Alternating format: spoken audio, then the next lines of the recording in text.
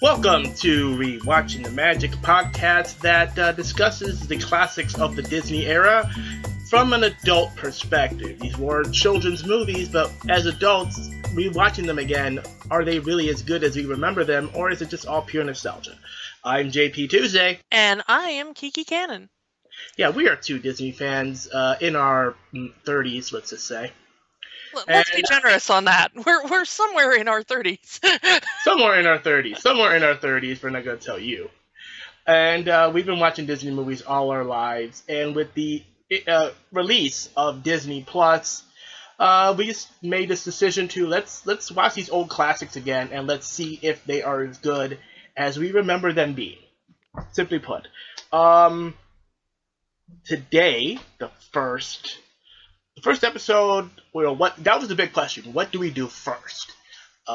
Kiki came up with the idea of doing something that is close to us, close to our generation, that would resonate the most emotion, I guess. How did you describe it? I don't know. I think these were the more impactful movies on people of our generation. Yeah.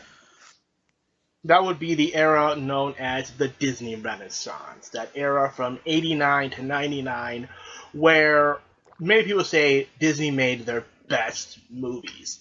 And, their best shows, live action, animation, you name it. People say that they were the best. People being us. I think people being us in this situation. Yes, because that is definitely my feeling on it. So, again, Disney Renaissance. So if we're going to do the Disney Renaissance, let's start where it started. And it just celebrated its 30th anniversary just a few days ago. To give you a general idea when we're recording this, that would be The Little Mermaid. Woohoo! Everyone was talking about it, and everyone was talking about it last couple of days because of the anniversary and because of Disney Plus. A lot of people saying that was one of the first things that they did watch, was rewatching that childhood classic, The Little Mermaid. Of course, it also had a recent airing on television, The Little Mermaid Live. We both saw it. We were actually talking to each other as we were watching it. Your general feelings on that? I feel that it was very unfortunate that Ariel was the weak link in there. Yeah. And I love the actress, because, we both love Moana. Yes. And so nothing at all against the actress, but another person I talked to about it said that they thought she looked really nervous, that she may not be as much of a live performer as she is a recording, performer, which is fair. Those are two very different skill sets.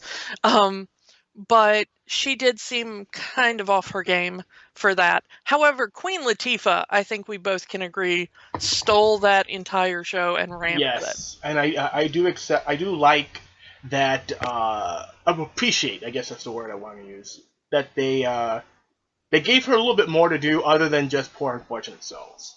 Yeah, which I think you said that comes from the Broadway version. The Broadway version, which I have not been able to see. I've never seen it, but I have listened to the soundtrack. So, the extended version of Fathoms Below, the extended version of Poor Unfortunate Souls, the new song that they put with Ariel and Eric singing in the balcony. Yeah. Even though Ariel's not supposed to have a voice, she's still singing. That's all from the Broadway version, and I appreciate that they did do that just to put a little bit more emphasis on the music, because you have all these celebrities. If you're only going to have them singing the songs, you might as well, give them more to sing. Yeah, I do feel, I thought it was kind of strange the way they did it, because this was the first live version that they've done of anything where they kind of showed half of the movie and then they would switch to the live stage, so it wasn't a complete live performance. Yeah, I think that was a lot of people just online was not talking to, but I saw some reactions that they thought that this was going to be a full live performance, and that it was half live, half animation, and that did turn some people off. It also kind of saved them on the casting, I think, a little bit, because they didn't have to cast some major parts. Like, they didn't have to cast a Triton, for instance, No. because they just used the film footage of Triton. Even during the musical parts, you could see, when Triton was in there, you could see that they go to the the daughters of Triton. Yeah. You know, they get cut to the cartoon of Triton yelling Ariel. Yeah. That was, so they completely cut out some, parts that they could have given to actors. I appreciate that they actually used an actual live dog for this performance, for better or worse. That was adorable. But also the puppetry was very good. Everything else was pretty much done with puppetry, and that was Yes. great because you know what a puppetry nerd I am. Yeah, and So, the flounder puppet had some very mixed reactions online from what I've seen. yeah, but I will give it up to the people who were doing Flotsam and Jetsam, because Mhm. Flotsam and Jetsam came across very well as far as a puppet effect. Um, that was a really good, and they had to dance around Queen Latifah and all that kind of stuff. So the fact that they kind of held their own with that was pretty impressive Disney's to me. pretty good with that. I mean, when I was at Disneyland a few years ago, I saw the Frozen musical live, and the puppetry they do in that with the Olaf and Sven puppets. They're pretty good. So Disney knows what they're doing with puppets. Okay, so So go ahead. I was going to say, and enough about live shows. We need to get down to what the people came here for. Yes, and that is The Little Mermaid, the 1989 Disney film, which itself has a very interesting story behind it. Because this is one of those stories. Again, it goes back to what Disney did best back in the old days, which was classic fairy tales. Yeah, Snow White, Cinderella, Sleeping Beauty, Pinocchio. Those, the classic fairy tales that everyone grew up with, and it's one of those stories that has been in the works on and off in various stages of development for many, many years. They just did not find the right way to tell it, and that's a lot of the. I mean, you could say the same thing about Beauty and the Beast, about Aladdin, even about Tangled and Frozen. Those have been in the works for decades. They yeah. just never found a way to properly tell them in a way that would, one, benefit Disney, and two, make a compelling movie in general. But I am going to say something about the choice of the Little Mermaid as far as a fairy tale to adapt, because some of the early uh, Disney films that we know, the classics, the Sleeping Beauty and the Snow White and all that kind of stuff. Even apart from the Disney version, I grew up hearing and reading uh, lots of different versions of those. Disney was really my first entry into The Little Mermaid, as opposed to the earlier films where I kind of had like two different versions. There's like there was the Disney version and then there was the fairy tale version I was used to reading. But I think Little Mermaid was the first one in the Disney film series that was my first Little Mermaid. When I think of the Little Mermaid, I'm always going to think of the Disney version first because there was never anything before that for me. And that's what that was a lot of the complaints coming to the upcoming remake, when they cast, I forget their actor, Halle Bailey as Ariel, Yeah. and there was a lot of uproar over having a black person play Ariel, where a lot of these people, they only know the Disney version, and that is a positive and a negative when it comes to these stories, because a lot of people, they grew up with the Disney version, they only know the Disney version. Yeah. So when you try to make a change to it, people are going to be upset. How can you change the original quote or the original? And Yeah. it's like, well, the original is a lot more darker. The original has a lot more. It has a sadder ending. Yeah, and honestly, compared to there's a lot of talk about the Disneyfication of these folk tales, Mm. but and they really did give happier endings to pretty much everything they've ever made. Yeah, I mean, Let's be honest. take a look at Hunchback. Yeah. Oh goodness, Hunchback. But Little Mermaid, at least till that point, probably Hunchback does exceed it. But Little Mermaid was to that point probably the darkest original story. Mm-hmm. You know, because like Cinderella still had a happy ending for Cinderella, at least, you know, Yeah. and same with Not so Sleeping much for the Beauty, and so, sisters. you know, not so much for the sisters and the mom and the, you know, all that kind of The stuff. original But story we mean. The original story, not the Disney version. yeah, but you know, so it was kind of understandable that Disney would just kind of cut out like the tiny little bits, you know, like, well, the sisters just kind of go off in disgrace instead of, you know, all the horrible mutilation that happens to them in the original. Yeah. But for Little Mermaid, they had to change like the entire back end of the story.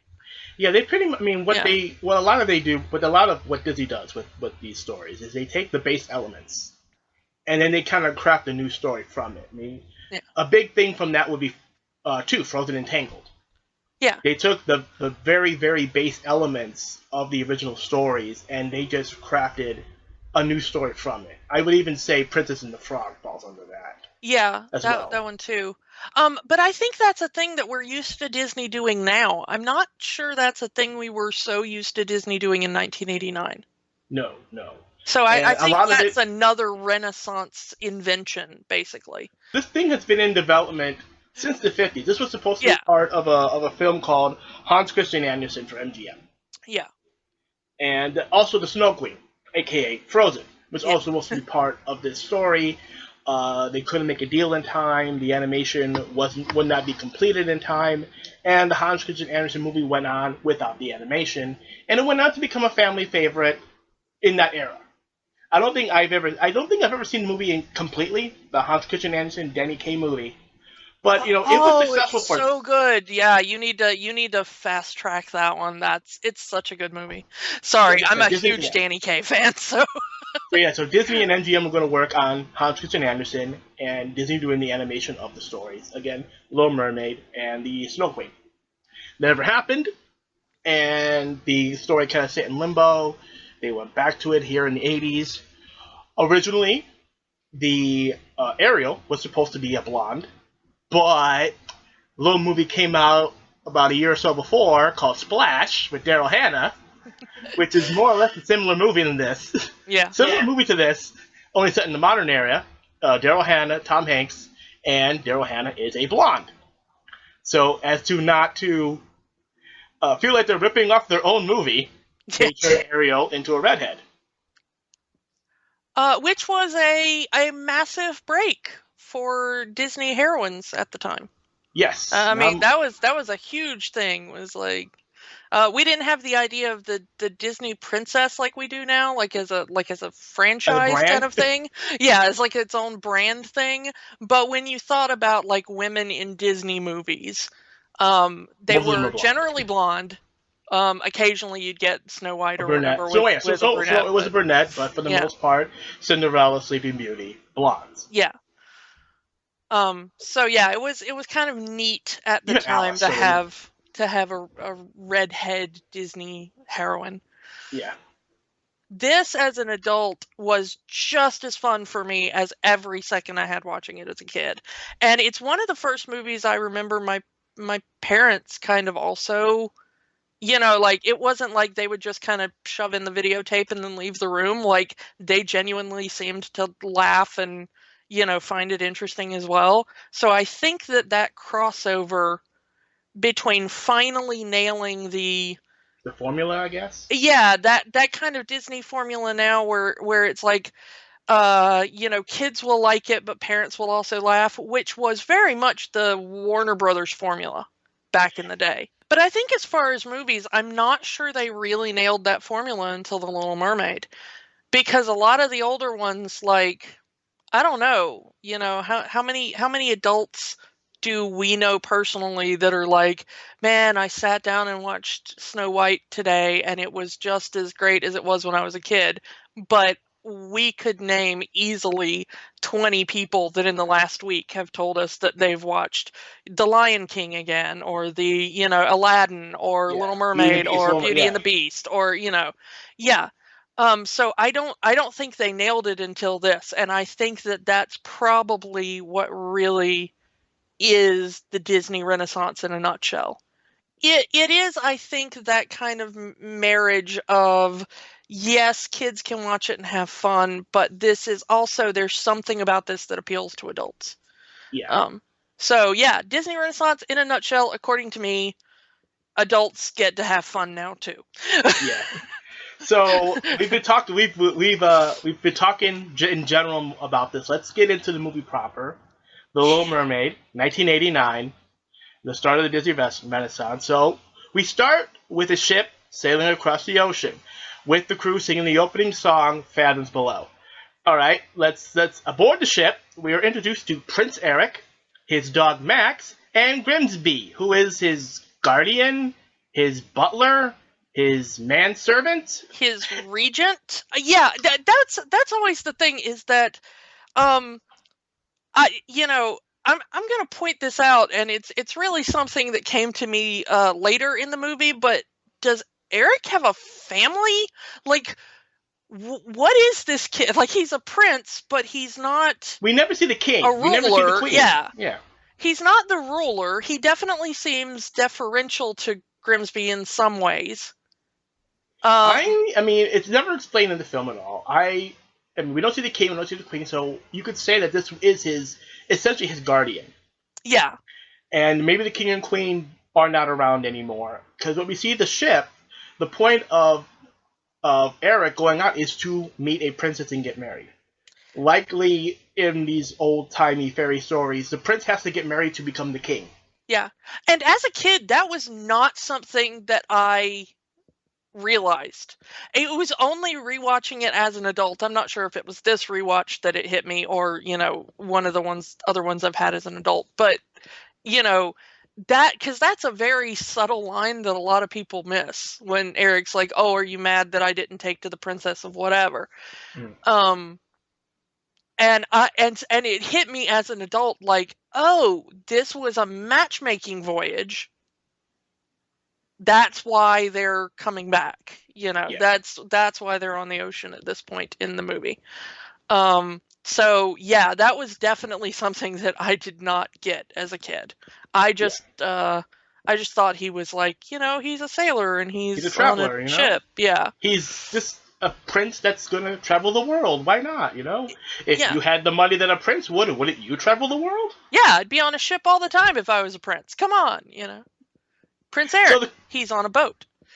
Yes. So the crew tell Eric about King Triton, the ruler of the Mer people, which transitions us down into the sea to King Triton's very phallic-looking palace. Put a pin in this. Not necessarily phallic-looking palaces, but put a pin in that idea of going back. Because the one thing that hit me on this rewatch was, wait a minute. Okay, we see Eric throughout the movie, and it is obvious that Eric knows his way around a ship. Mm-hmm. He is competent enough to grab the wheel in a hurricane. Mm-hmm. He is jumping through the rigging with ease. He seems to have no seasickness, which Grimsby definitely has. We don't know how long they've been on this voyage. But the thing is that nobody on their first sea voyage becomes that competent on a ship. He is very competent with a ship. Maybe he's done multiple journeys. But here's the thing: matchmaking journeys. If he's such a good sailor and has been on a ship enough, how is he 18 years old? Which this is his 18th birthday, according to the movie.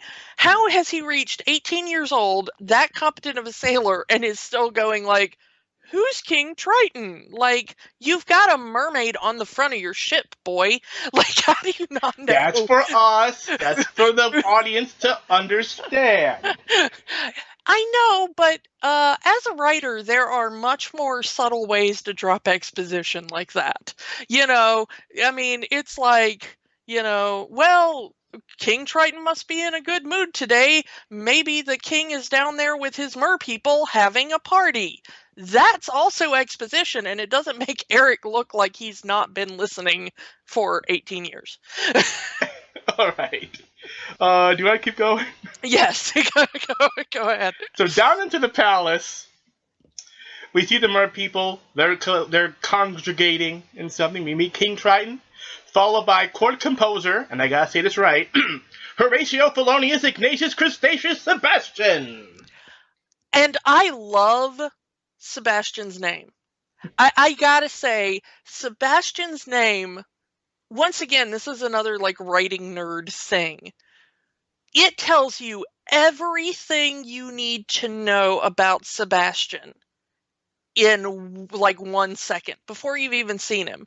Because how does the little Harold seahorse how does he I don't think he even has a introduce name. huh? I don't think Yeah, that this little character has a name. He's just Seahorse. I'm sure he does because like every Disney character has a name, but yeah, It's never said in the film. Let's just say that. the little heraldic seahorse. He introduces the king of the realm as like, and now King Triton. But Sebastian gets introduced with this incredibly flowery thing, which tells you everything you need to know about Sebastian and how he sees himself, how he sees his art, his, kind of ambition in things. Like, you already know that he's going to be a pompous jerk before he walks out. Yes. Or swims out. And that's the thing right there, that every time this movie comes up, every single time, you always get people on social media who always say, I never knew Sebastian was his last name. That's one of the big things, is that he's always called Sebastian, so everyone thinks he's Sebastian the Crab. No, he's Horatio Sebastian. Yeah. Alright, so I have my notes here. Sebastian has what I call SpongeBob powers, in that he pulls out a music sheet, a book of music sheet, and it somehow stays solid underwater. Yeah. It doesn't break. It doesn't get damp. It doesn't break apart like normal paper would. I understand it's a Disney movie, but it's like if you ever see an episode of SpongeBob, they can light a fire underwater. They can do all these things underwater, and nothing happens. Maybe it's made from seaweed. Maybe. Maybe it's like a seaweed compound paper. So we know that Sebastian, he is the royal composer, and he has composed this big musical number, The Daughters of Triton, as performed by the Daughters of Triton. It's a little on the nose there. Yes. And Sebastian is not the greatest with naming things, apparently. I'm going to sing a song about being under the sea. What do you call it, Sebastian? Well, I'm going to call it Under the Sea. Yeah. I'm going to sing a song about this guy needs to kiss the girl. What are we going to call it? Kiss the Girl. Yeah, Sebastian in naming songs, not He's very simple in his naming of songs. Yeah. So, they introduce themselves in the song, the daughters introduce themselves, but one is missing, the youngest daughter, Ariel! Yeah, and that tells you everything about Ariel, too. Yeah, that and Sebastian's earlier comment about never showing up for rehearsals. So she's kind of a recluse in a way. She does her own thing, and responsibility is not exactly something that she has it's not something that's important to her, is responsibility. Yeah, I am going to point out that Ariel is kind of one in a long line that still continues to this day of Disney princesses who really do not want to be princesses. Yeah. Like, there are very few Disney princesses that are like, ooh, princess, that sounds like a job I want. And Ariel... And this kind of starts here, in a way. I'm not sure it does. I mean, the earlier ones were not, Snow White, yeah, but, like, Aurora didn't even know she was a princess. Aurora didn't know she was a princess. Cinderella wasn't a princess. She also didn't have the ambition to be a princess. She just wanted somebody to love her. I mean, it was like, she just wanted a family that didn't treat her horribly and stuff. Garbage. Yeah. But Ariel probably is kind of the early signpost for that. Yeah. Yeah, so Ariel, along with her fish friend Flounder, are exploring a sunken ship, and Ariel finds a fork and stashes it in a bag. Okay, we gotta talk about the fork. Yes, we gotta talk about the fork. Because this on my You've Facebook made a point page, to me you've made a point to me in preparation for this. We have to talk about the fork. This on my Facebook page became a huge debate. I was really shocked at how many people felt very strongly about the fork. Okay? She sees the fork, and there's a bit of an animation goof with the fork. whenever the fork is kind of by itself, and not just this fork, but like later in the dinner scene and everything, whenever we see the fork by itself, it has 4 tines. Mm-hmm. But whenever a character holds a fork, it always has 3 tines. So by the time Ariel holds the fork and she's like, wow, what is this? Why would she not have been like, oh, look, it's a mini trident? My dad has one of these, but this is a mini one. Because now it looks like a trident by the time it's in Ariel's hand. Yes.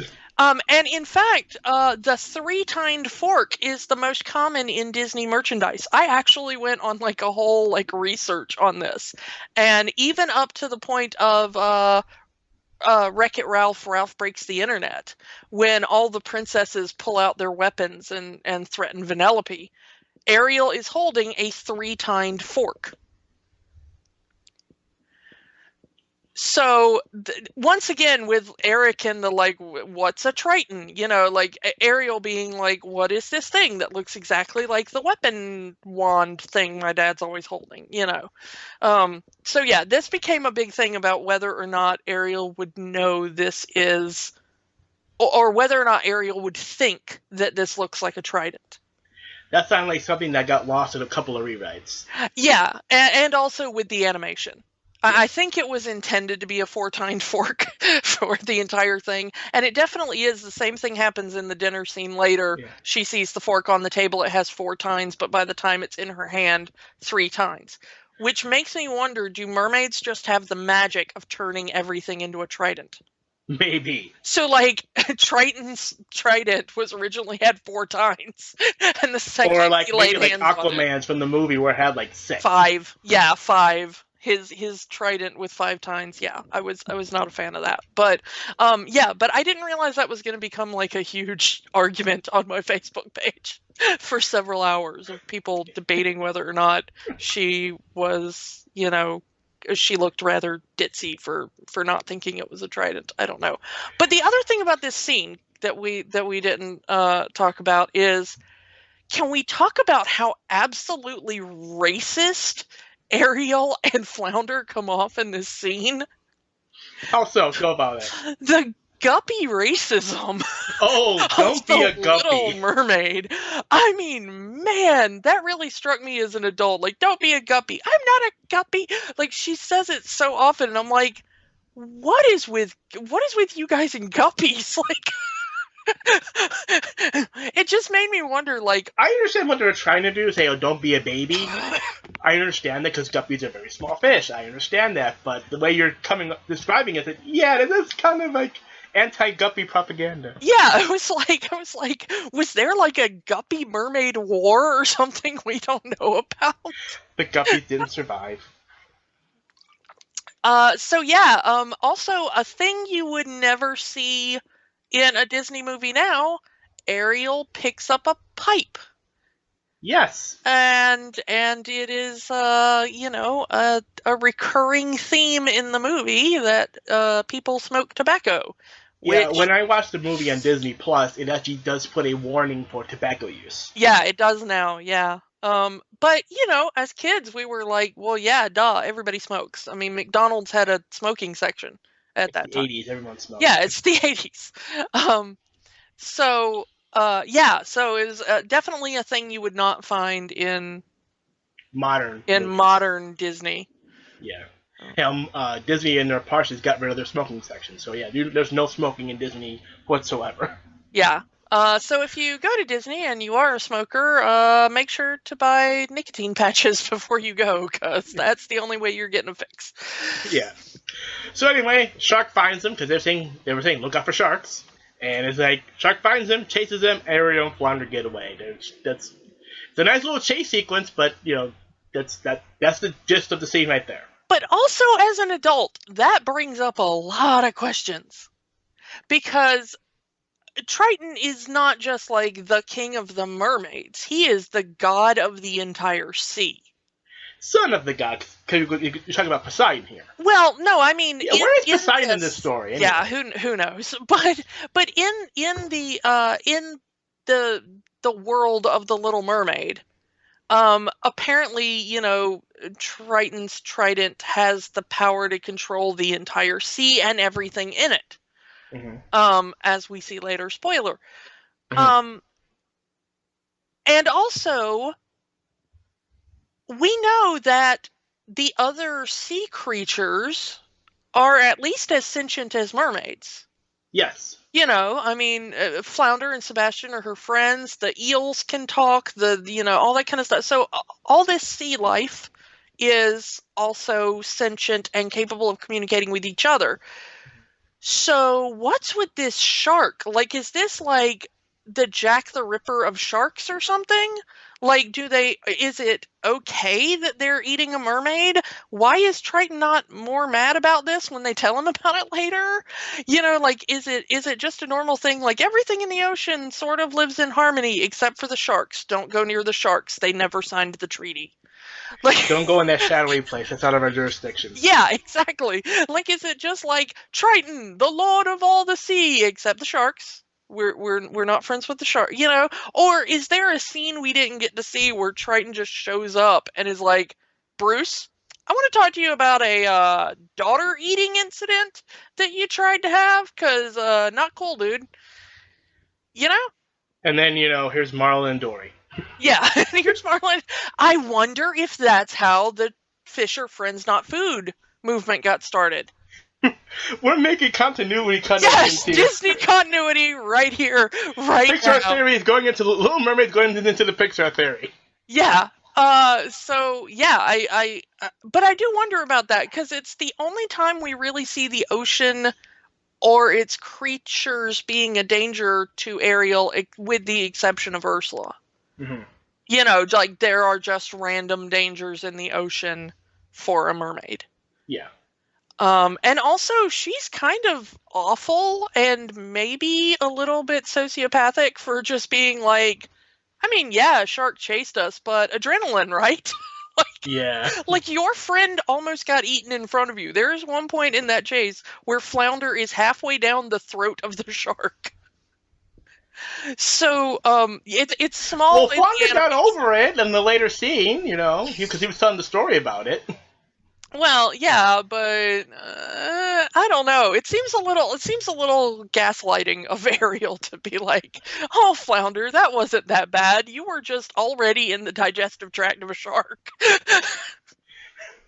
So they get away into the anchor. They go through the anchor. Shark gets stuck in the anchor. They get away. Oh boy, moving on. Above the sea, and we meet Scuttle the seagull. Scuttle isn't very bright. No, he's not. He's lovable. He's not very bright. Played by Buddy Hackett. Oh, right? Buddy Hackett, great choice for the role. Yeah. I did want to say a thing about the casting. This was in the beautiful couple of films in the Disney Renaissance before stunt casting became the real thing. Yeah. And I'm not going to say that people in the movie were not known to at least the adult audience. And, Flounder, Flounder's voice would have immediately been known to any kid paying attention, because,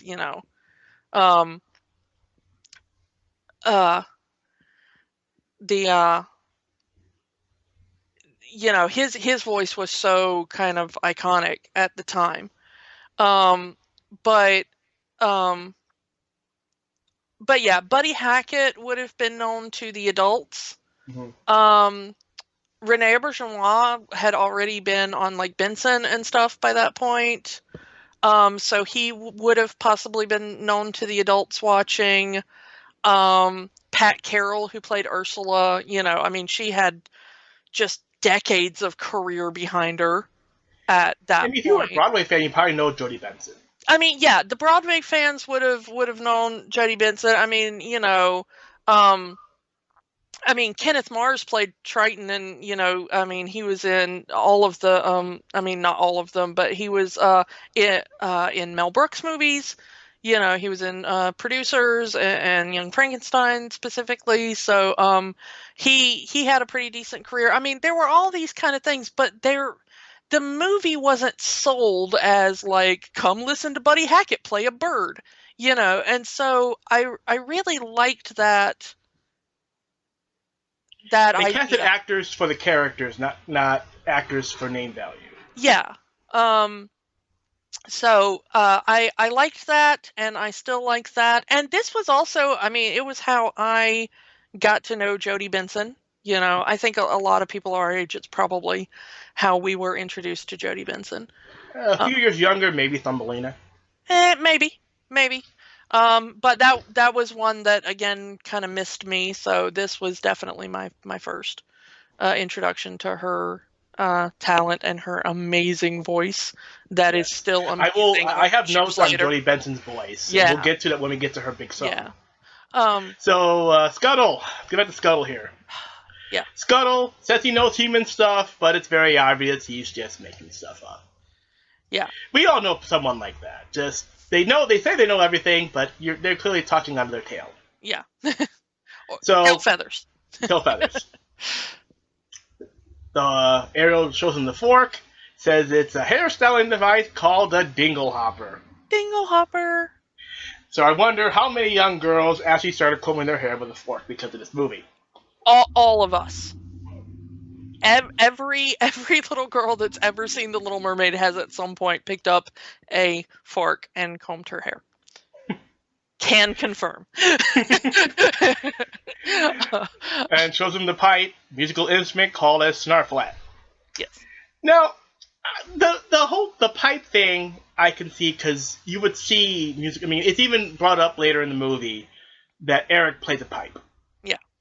Not that kind of pipe, but he plays an actual piccolo, I guess. Yeah, or like a tin whistle or something. Whistle or something. He plays He plays a pipe, a wind pipe type of instrument. So Scuttle could have seen people playing those kind of instruments. Oh, that's what this is. Yeah. Yeah, I'm but the thing is that Scuttle, again, spoiler, later in the movie does kind of admit that he is often wrong. Yeah. So sometimes I wonder if Scuttle kind of just knew he was making things up, but she's a mermaid. She's never going to know the difference, so let her be happy. Yeah. It's like, I think it's a very kind of paternal kind of thing that Scuttle has with Ariel. About, like Santa Claus or something. Yeah. Spoiler alert. Sorry, kids. Like we said, for adult Disney fans, let's go with that. But yeah, so I kind of wonder if Scuttle wasn't thinking like, I'll just give this poor kid some interesting stories because she's never going to know the difference, and these stories are far more interesting than the reality. Yeah. Yeah. Just I guess in a way, since you played the game, like Fallout. Have I played the game Fallout? Yes. Fallout 3, with the one merchant telling you about the swatters. Oh yeah. The baseball as interpreted by people 200 years later who've never seen baseball. So it's more interesting that way. Yeah, it's more interesting that way. So at the mention of music, Ariel is instantly reminded of the concert she was supposed to be at and swims off. And I love Jodie Benson's delivery. It's, my dad's gonna kill me! And she's probably not wrong. It's just that delivery. Like, that is perfect kid right there. Yeah. The kid that knows he's in trouble. Yeah. And there's no way to get out of the trouble that they're in. Yeah, it's definitely a thing that resonates with you as a kid when you're like, oh no, Ariel, don't go back. Just disappear. Disappear into the ocean and change your name. It's a very large ocean you could find somewhere. Yeah, you're going to be grounded for eternity, Ariel. Don't go back. And we don't know how long mermaids live, so eternity could be a very long time. So as Ariel is getting her tail out of there, she is noticed by the two eels, Flotsam and Jetsam. And they have their glowing eyes, which transmit to a seeing bubble of Ursula, the sea witch. Now Yeah. that is a very keen skill right there to have your eyes being transmitted to someone else to see what you're seeing. So we learn the story of Ursula. In that one moment, we know everything about Ursula. She used to live at the palace and got banished. We In don't in know. the sequels, didn't they kind of say she was like Triton's sister or something like that? The Broadway version actually implies that Triton and Ursula are siblings, and they are both the children of Poseidon. Yeah. That was That would. never brought up in the sequels. In the films themselves, never was brought up. In one of the sequels, we learned that Ursula has a sister. Oh, okay. Yeah. So this movie is very, I used to live at the palace and now I don't, and mer people know her somehow because they Well, always find. they know her and Yeah. they're afraid of her. So Yeah. she did something. There is a deleted scene that you can actually see on Disney Plus that kind of goes into this on how she had tried to usurp Triton at some point, and then that's why she got banished. Yeah, and given what we see in the actual finished cut of the movie, that is a very believable story. So, yeah. So Ursula urges the eels to keep a close eye on Ariel so she can use Ariel to take down Triton. And that's kind of what does happen, spoilers. So back at the palace, Triton and Sebastian are yelling at Ariel for missing the concert. Flounder, again, kind of over the whole fact that he got eaten, is telling the story of how they got away from the shark, and tells him about Scuttle, which Triton is angry about because Ariel went to the surface again, implying that this is not the first time she's gone to the surface. Well, we know it's not the first time because she knows exactly how to get to Scuttle and that he will tell her about things. I mean, they've already kind of set up that that's a thing. Yeah, she but this does is like a lot. Triton finding this out. Yeah. We don't know how many times she's gone up to the surface, and we don't know how many times she got caught. Yeah. Let's just say that. We don't know how many times she got caught going to the surface. The conversation is very clear. Triton dislikes humans. I have a theory on this because it has always bugged me since I was a tiny, tiny child. Mm-hmm. What is Triton's deal, man? Well, like a lot of people, this is a thing that goes on the internet a lot, where people are like, yeah, when you're a tiny child, you're like, yeah, Ariel, you go get it, fight the power, you know better than your old man. But when you're adult, you're like, yeah, Triton's right, she's only 16, sit down and shut up, it's just a crush, that kind of thing. Exactly. But I do not find that. When I watch this movie, I find Triton as absolutely unlikable in that sense as I did as a kid. Maybe even more so now because the way that Triton reacts to Ariel is a little bit red flag. Maybe. As uncomfortable as that is, I mean, the way he treats her has a lot of red flags that, like, if a real life child was like, my dad did this to me, I would be like, yeah, kid, we need to call Child Protective Services. Not even. Can you really call CPS on the king though? Well, yeah, I mean, not in this world, of course, yeah. But I have a theory now that kind of hit me on the most recent rewatch. He absolutely loses his mind when she says humans, or when somebody says humans. Mm-hmm. And is that why Ariel doesn't have a mom? Well, he specifically says harpoon throwers. He says harpoon throwers. He talks about fish hooks. He talks about nets. Like, was he knows what these Ariel's are. mom caught by non-dolphin safe tuna fishers or something? Like, what happened? Because I mean, he seems fine with like sharks eating fish. Because there is a prequel movie that kind of goes into Ariel before she went up. Before this movie happened, there's a prequel movie called Ariel's Beginning. So I assume that something is explained in that movie. Yeah, I haven't seen it. But as kids, this is all we got. We're just talking about this movie itself. Something happened to Ariel's mother. Yeah, and Triton knows about it. The movie kind of, intentionally or not, heavily implies that something bad happened to Ariel's mother and it was humans. Yeah. So, yeah. Like you said, my notes here, 16 years old, and you kind of went through everything I was going to say about that. Yeah, it's just, I don't know. It's kind of a dark thought, but it's really the only thing that explains Triton's rather abusive behavior. Overprotective in a way, but it's overprotective in a negative way. Yeah, very much the bad side of protective. Okay. So Triton pretty much grounds her for going to the surface. Forbids her from going to the surface. Ariel cries and swim off because teenager. So Triton and Sebastian agree that Ariel needs supervision. Poor Sebastian, he should have kept his trap shut because now he's been put in charge of taking care of Ariel. Poor Sebastian here, because he's just the music maker, he's just the composer. Yeah, that's his job. What an ignominious position for the court composer. His job is to write songs for the royal family, either for them to perform or for them to listen to. And now he's been made essentially the royal babysitter. Oh well, you win some, you lose some, Sebastian. Yeah. So Sebastian follows Ariel to a secret hiding place where she stores her human things. And then we go to what has become the staple of all Disney musicals. It's even been there from the beginning in a way. The I Want song. Yes. And you say it's been there from the beginning, but not in this form. Yes. I mean, the earlier ones were very kind of generic.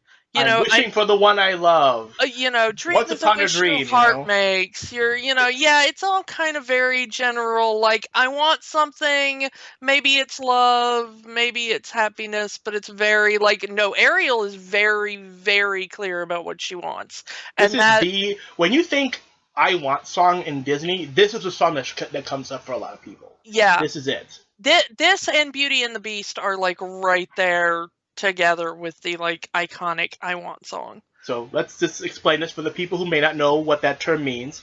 It is a song where a character essentially tells the audience what they want. They want something. I want to be where the people are. Exactly. It's in the first line. I want to be where the people are. That's kind of the entire thing. But if you're watching Disney movies, every one of them now has it. Yes. You have Belle wanting much more than this provincial town. You have the Hunchback wanting one day out there. You have, every one of them has it. Jasmine didn't get one. Huh? Jasmine didn't get an I Want song. But Aladdin did. Yes, Aladdin did. Okay. And Aladdin is the protagonist of Aladdin, as you would think. Hercules got one. Hercules won. He yeah. wants.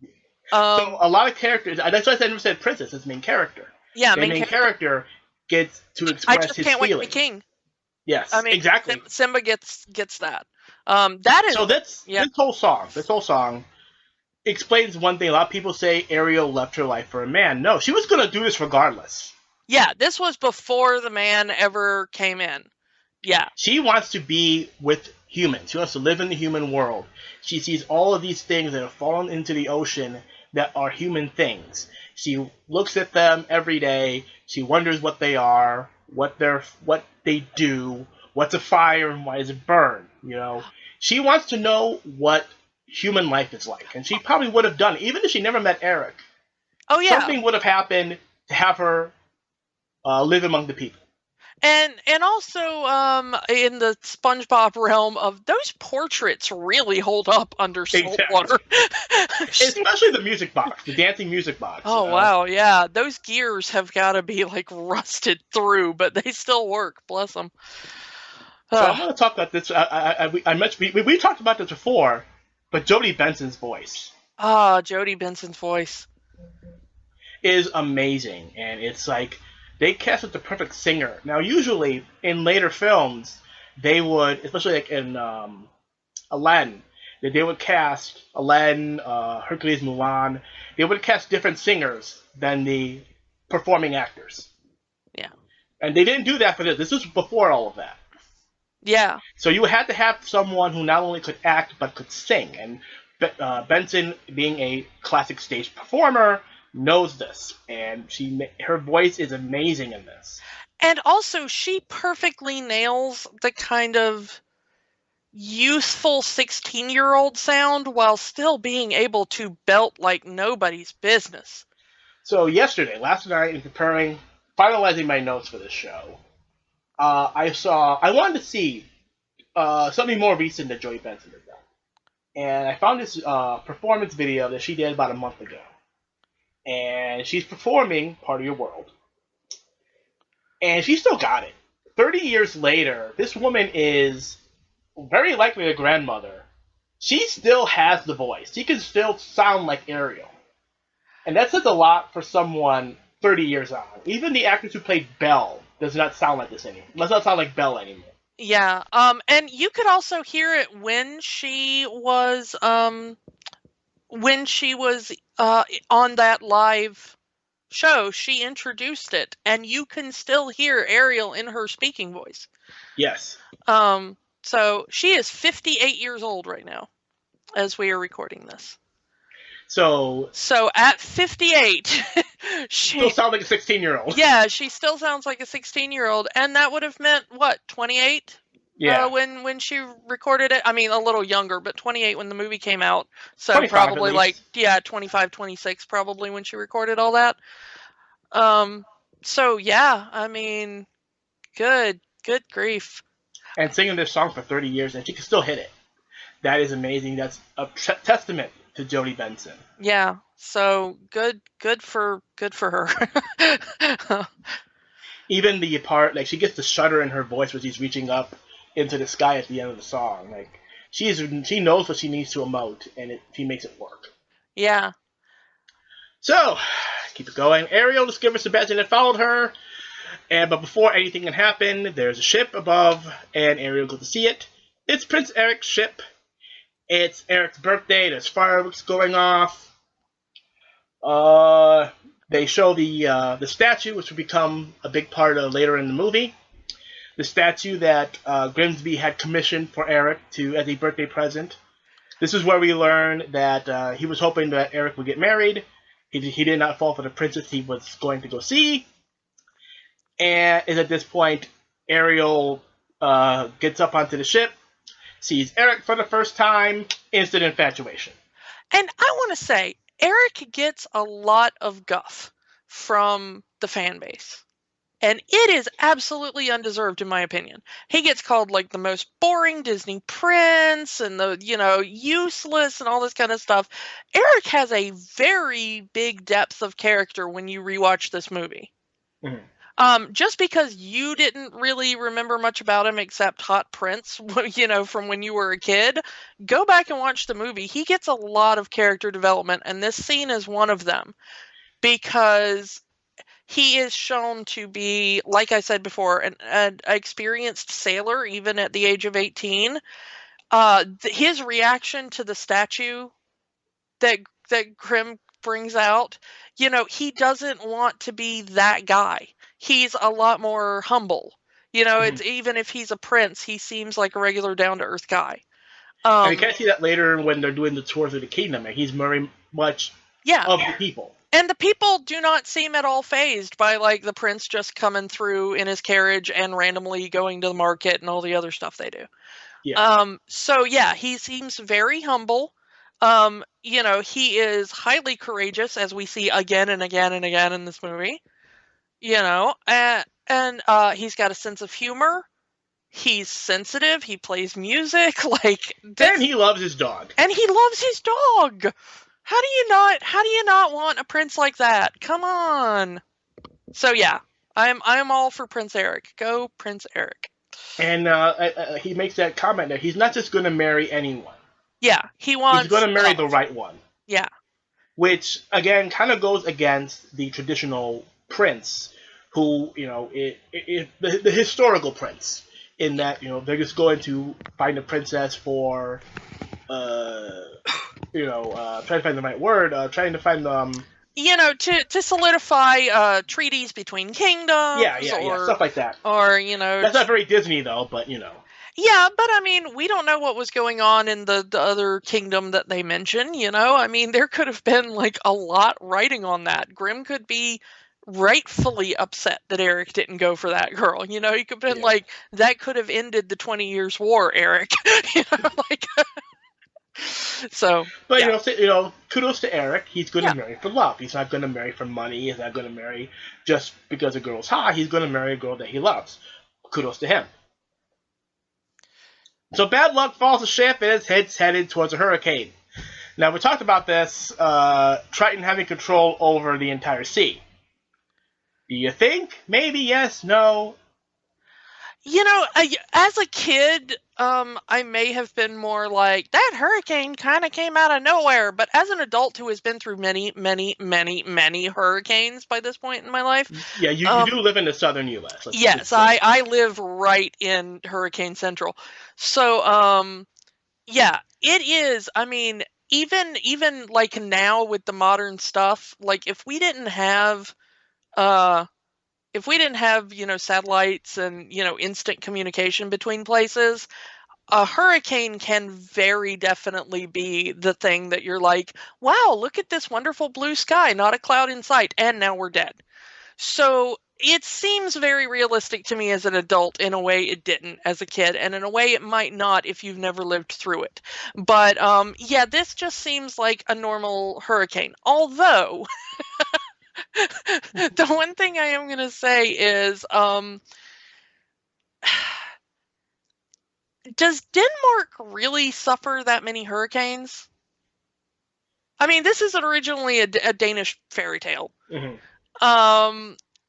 Denmark is pretty far north. I mean, even though it's still in the Atlantic Ocean and everything, that's pretty far north and a little far east for hurricanes. You never know. I don't know. It just, so anyway. Yeah, that does make me think Triton, but the way the hurricane just suddenly falls upon them is pretty accurate. So the storm, I do like the timing. He says, when I meet her, it's going to hit me like lightning, and then lightning hits the ship. Yeah. Little on the nose there, Disney, but okay, we'll forgive you. Lightning hits the ship, sets it on fire. The crew gets off on a lifeboat. Uh-oh, Max is still on the ship. This is why I would say this. Eric goes back for the dog. Yeah. And if you would not marry a man who goes back for the dog, you are crazy. And sadly, the statue is lost to the sea. Again, the statue will come back. Yeah, sadly. Eric's probably like, oh yay, that drowned. Oh crap, I'm going down with it. Yeah. Do not So he rescues Max. Max is on the lifeboat. Good guy. Doesn't end well for Eric because now he's stuck on the ship while the fire sets off the gunpowder. Yeah. So, causing an explosion. Ariel is quick to save Eric, and they wash up on the shore. This is where Ariel gets her reprise of Part of Your World, as Eric comes to and sees Ariel with the sun behind her, so he doesn't actually get a good look at her. Yeah. He kind of sees her face, doesn't quite see what her real hair color is, and he's kind of half blind because the sun is in his face. Yeah. So Eric sees the face, hears the voice, and automatically he's into her. But Grimsby comes. So much for marrying for love, Eric. I got a half-conscious vision of a girl with a pretty voice, and now I will marry her. And that kind of comes up several times in the movie, is the girl with the voice. Yeah. Not even the girl with the face. So, I mean, he seems a little bit more interested in talent than visual appeal. So, well, he does play the flute. He does play that recorder, that pipe device. So maybe he just just wants to start a band. Yeah. That's all. Eric wants, like, a nice little folk band. Go around. They perform in the town square every month or so. Yeah, singing Danish folk songs. I mean, So Ariel gets out of there because Grimsby's there, Max is there. And Grimsby takes Eric home, and then we get the famous shot. The shot that is always used in every piece of Disney material. And for good reason. And it's beautifully animated. Is Ariel on the rock, singing that last part of your world, hitting that big note as the wave crashes behind her on that rock. The animation is beautiful, the voice is beautiful, the entire scene is beautiful, and there is a reason that they use that one shot in everything when you have to talk about Disney animation. Yeah, and I'm gonna say, you want to know how affecting that shot is? When they re-released The Little Mermaid into theaters, goodness, what year was that even? Had to have been about at least 10 years ago. Yeah, so at a point where I am way too old to be doing this sort of thing, I went to see the movie in theaters, and my father went with me because it's a memory from, both of us from when I was little. So, we went, and it was an almost empty theater because of the time of day we went. And my father had slipped out to go use the restroom, and he came back just before that scene. And apparently, he was watching from the back of the theater as that shot hit. And he told me after we left the theater, he was like, "Did you even realize what you did?" Because apparently I unthinkingly grabbed the chair in front of me and lifted myself up when she did, and I didn't even realize it. It was so ingrained in my head that this is the part of the song where you lift yourself up, because I had done it so many times as a kid in a pool. That's the one thing I wanted to say. You want to know how big of an impact Little Mermaid had on my life? I was a kid, I live in the deep south, so the second spring hits, everybody opens their pool. So for months, it would just be me in a pool, because my aunt had a pool I would go to all the time. And I was an incredibly good swimmer. I was, all this kind of stuff. So Little Mermaid really hit with me on that. And one day I was bored in the pool because, didn't have any friends, and it was just me in the pool. And I decided that I was going to sing the entire score to The Little Mermaid while underwater. And I did. I would take a big breath of air. I would go down under the water as far as I could. I would sing as much of the song as I could. I would surface for air and do the whole thing again. I did every song in the film, from Fathoms Below all the way down, in order, at the bottom of a pool. It took me like 4 hours because of having to come up for breath. But that was like one day of me in the pool just going and doing that. So that is still one of my most proud memories from things. But so yeah. So even as a however old I was at the time of that re-release, I was still unconsciously doing that move. So yeah. All right, so I can't follow that story, so we'll continue the film. The eels are watching, which means Ursula is watching as Ariel goes home, and she loves this. The princess of the sea is in love with a human man, and a prince at that. So she plans to make Ariel part of her gardens of small creatures. We later find out, spoiler, that these are other mer people that Ursula has taken under her control. And see, next morning, Ariel's all smiles, trying what's going on. Ariel's sisters recognize the look of a girl in love.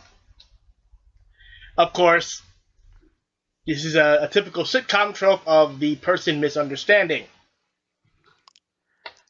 Trying to think it's a merman that Ariel's in love with, but it's actually a human. Uh-oh. So, let's see. Sebastian is trying to convince Ariel to see her home. Big song, big trademark song of the movie, Under the Sea. The sea life is great. Well, would anyone want to live with humans? Live under here. Who cares about humans? And as adults, you gotta think, yeah, who cares about humans? Humans aren't that good. But also now none of us would want to live under the sea. I mean, humans have just ruined the sea by this point. That's why humans aren't there. I mean, humans. Yeah, I mean, trying's not wrong. Yeah. No, Triton is not wrong. Yeah, as an adult, I'm like, you're right, Triton. Humans are horrible. Let's stay away from them. Can you? I mean, there's a part of the movie where you see all these trash, this literal trash that's falling into the ocean, even in this movie. You see the sucking ships, all the junk that Ariel's gotten, and it's only gotten worse since then. Oh yeah. So you gotta wonder, is Triton even still alive with all the pollution down there? Yeah.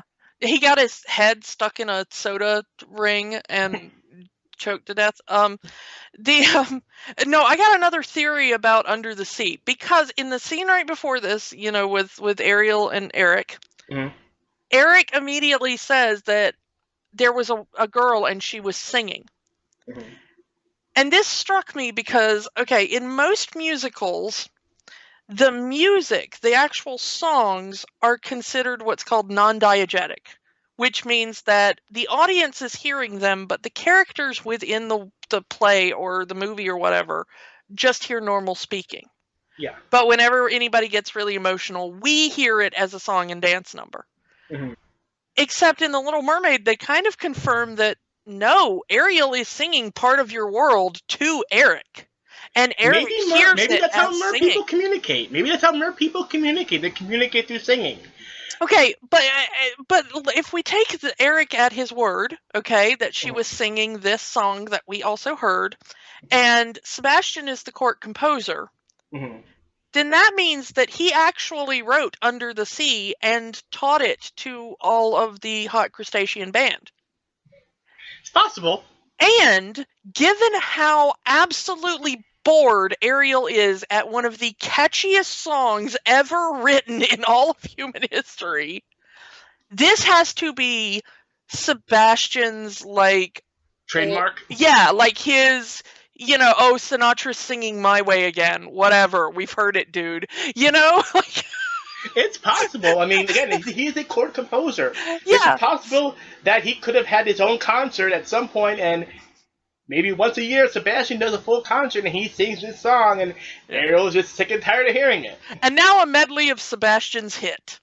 To be fair, Samurai did do an entire album of songs as Sebastian. I mean, no, I'm not knocking it, but it would explain the thing that bothered me as a kid, which is like, Ariel, why are you yawning and walking away? This song slams. Like, she's heard it. She's heard it a couple of times. And now, as an adult who has heard Under the Sea infinite number of times, I kind of get it now. Although during my rewatch for this, I was still dancing around singing that song for like 3 days. So, I do have a little bit of trivia for this scene that I always love. So at the end of the song, where all the fish are kind of pointing to Sebastian, the big finish, there's the blue fish wearing glasses. Go back to watch this if you haven't noticed it. The blue fish wearing glasses. This is a reference to a Warner Brothers movie called The Incredible Mr. Limpet. Yep. Which stars Don Knotts. Don Knotts. And in a way, it connects, because in that movie, Don Knotts is a man that wishes he lived under the sea. Yep. And he apparently is still there. Even though this movie takes place before that movie happens. Yeah. Since that movie is in World War II, this is in way before World War II. Some pre-industrial setting in Denmark. And even in the Little Mermaid ride at Disneyland, if you look at the right place, there is a figure of Mr. Limpet during the Under the Sea part. So people who worked on this movie, even people who worked on this ride, are fans of Don Knotts. Also, fans of Carmen Miranda. Yes. Talk about a joke that most little kids wouldn't get. I would have gotten it because I was a weird little kid. So I always understood Carmen Miranda fish. But yeah, the Carmen Miranda fish that grabs Flounder. Yes. Poor Flounder in that scene. Yeah. He does not want to be there. Yeah. Poor Flounder has also heard this song and just wants out. But yeah, I loved the Carmen Miranda fish. It was so good. And bravo to Samuel Wright for getting that Danute play the loop, the cart play the harp, the bass play the bass. I can't even say it out of rhythm. The play the bass. That is a tongue twister. And they sound in sharp. But yeah, Howard Ashman writing, man. Howard Ashman writing. yeah, I mean, which, oh my God. I mean, if there was anything that really probably is the sole reason for the Disney Renaissance, it's gotta be Ashman and Menken. Yes. I mean, you could not find a better, I mean, good grief. That just. It got them the job for Beauty and the Beast. This movie got them the job for Beauty and the Beast. They were not, because that movie originally, Beauty and the Beast was not supposed to be a musical originally. Then Little Mermaid has like, yeah, we gotta get these guys and make this movie a musical. Yeah, I mean, this is one of the greatest songwriting teams in history, and the fact that they didn't get to do more together is just an absolute tragedy. Fate had a different idea. Yeah, sadly. Yeah. But this is just one of the catchiest songs, and along with other Disney favorites, like It's a Small World, you cannot get this thing out of your head. Yeah. It's just so much. All right. Under the Sea. Everybody. Under the Sea is a big thing. Under the Sea, and it's great. Ariel and Flounder ditched the whole thing because they've heard this song a million times. Yeah. So, and Sebastian, after the song, is called to see Triton because something's up with Ariel. Oh no, he knows! And again, your typical sitcom situation of people misunderstanding. Triton thinks Ariel loves a merman, Sebastian slips that it's a human, and all hell breaks loose because Triton is ticked off. So back at Ariel's hiding spot, Flounder reveals that he found the statue of Eric. How is this little fish drag that statue into that grotto? No, I have a theory on this, and I really thought of it later in the movie, but this is the much better place to talk about it, is Flounder's gotta be swole, man, because, like, he also later tows Ariel to the ship. Yes. While carrying, heavy barrels and stuff. And yes, the ocean will displace a lot of weight, but not that much.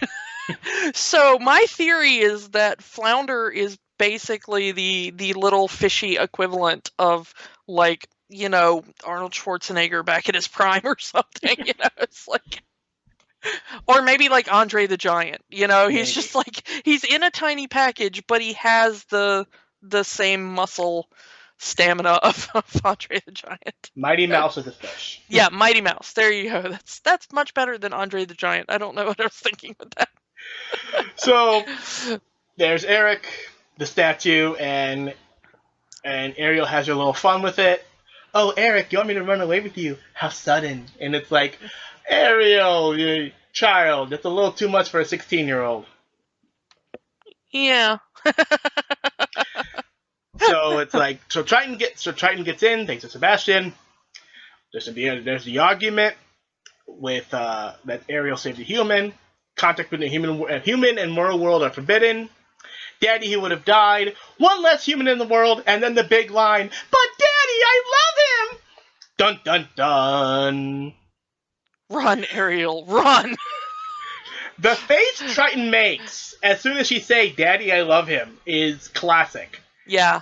Because, like, every kid has seen their parent make that face. Yeah. It's like, you screwed up, Ariel. Yeah. And even as a kid, yes, true love at first sight. As an adult, is like, you've known this boy for less than a day, not even a few hours. Like less than 30 seconds. Yes, you haven't even had a conversation with this, yet you're in love with this boy. Yeah. Yeah. Teenage love. Yeah. This is the one scene, though, that I have never been able to forgive Triton for. This, I mean, maybe if we go with the humans killed her mom thing, that's the only thing I can think of that even explains this. And even that doesn't excuse it. He goes overboard with the scene. Okay, so going back to it, Ariel. Okay, I do have a note here. I gotta say this because I do have to say this. Forget Shock Pikachu face. Shock Triton face is where it's at. Yeah. So anyway, so Triton loses it and destroys all of Ariel's stuff. Like he just goes ape all over all of her stuff. The music box, the pictures, the fork, all of it is destroyed. And it's like, okay, I understand he doesn't like humans, and we've discussed maybe humans killed Ariel's mother, but you don't destroy your kids' stuff. Yeah, I mean, think about it, like, as a kid, if like a friend had come over and been like, my parents got mad at me because I didn't clean up, and so they set fire to everything in my room. Yeah, no. It's like, it's really uncomfortable. That's like, since we're in 89 here, Twisted Sister. Let's say you had a Twisted Sister poster and your parents don't like it and they rip it to shreds. It's like, you may not like it, but come on, that's still theirs, Yeah, and this isn't just like one poster. This is like her entire room, basically. Not really. I mean, it's like her private thing, but whatever. It's her den. It's her grotto. It's her private place. Yeah. It's her underwater she shed. I was going to say garage, but sure. Yeah. So all of it, all of it's destroyed. All of it, and the animation when Triton says "so be it," as the Triton glows and the shadow goes over his face, that is beautifully animated. Oh yeah, just like you can tell that they want the audience to see this man as an evil person. Yeah, and in a way he was. That was a very evil act. Yeah. And go ahead. Yeah, I don't know. I mean, I have so many complicated feels about this scene, and they're all just very anti-Triton.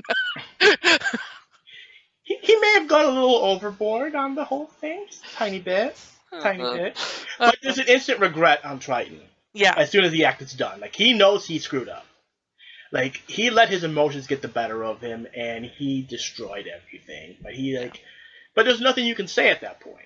It's like, even if he said, I'm sorry, it doesn't make the things whole again. The things don't come back together. Although Triton does wield magic, so we don't know what he could or couldn't have done in that.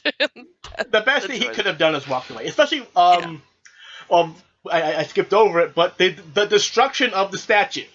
Oh, yeah.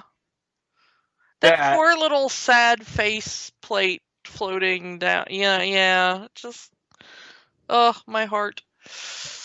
And Jodie Benson's acting, Daddy, no! And it's the animation, the acting is amazing. And it's like... And the music behind it, like the score at this point is just, They want you to hate Triton, and a lot of people did. You still hate Triton. Me, I'm people, hi! 30 years later, still not over it. Boo, Triton. Okay. So he knows he went too far. Yeah. But what's done cannot be undone. But then again, we don't know what kind of magic Triton has. Yeah. Alright. So at this point, Sebastian gets out of there because he's smart. Flounder gets out of there because he doesn't know what Ariel's going to do. Because he's a guppy. Stupid guppies. And then the eels show up. Convince Ariel to go to Ursula. Sebastian and Flounder try to stop her, but can't stop her, so they follow her. So, and then we get the big meeting between Ursula and Ariel, and another great song there, but we'll get to it. So, Ursula's trying to convince Ariel the only way to get what you want is to become a human. And we get into probably the best villain song, Poor Unfortunate Souls. Yes. Before we get into Poor Unfortunate Souls, I want to say something about Flotsam and Jetsam. Right. Such perfect, amazing acting by Patty Edwards. I mean, Yeah. great. But the thing that the little bit of trivia that I've always kind of liked is that the voice of Flotsam and Jetsam Patty Edwards was born Patricia Mary Ursula Edwards.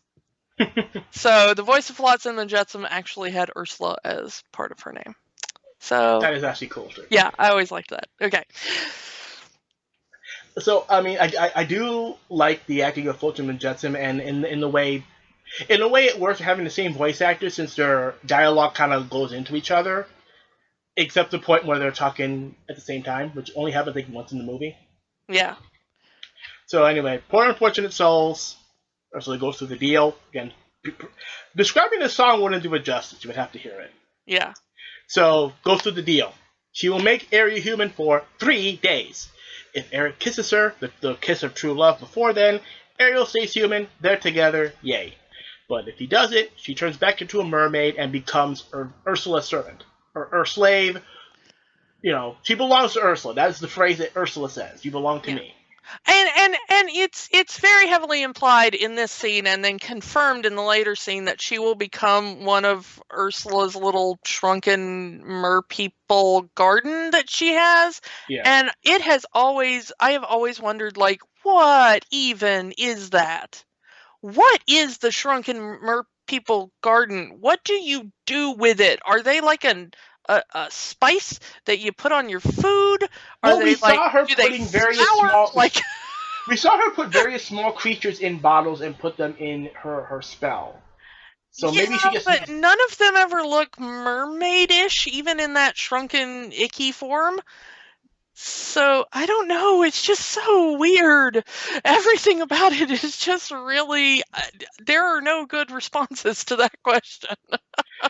So Ursula wants payment, and it's Ariel's voice. And that's the big thing.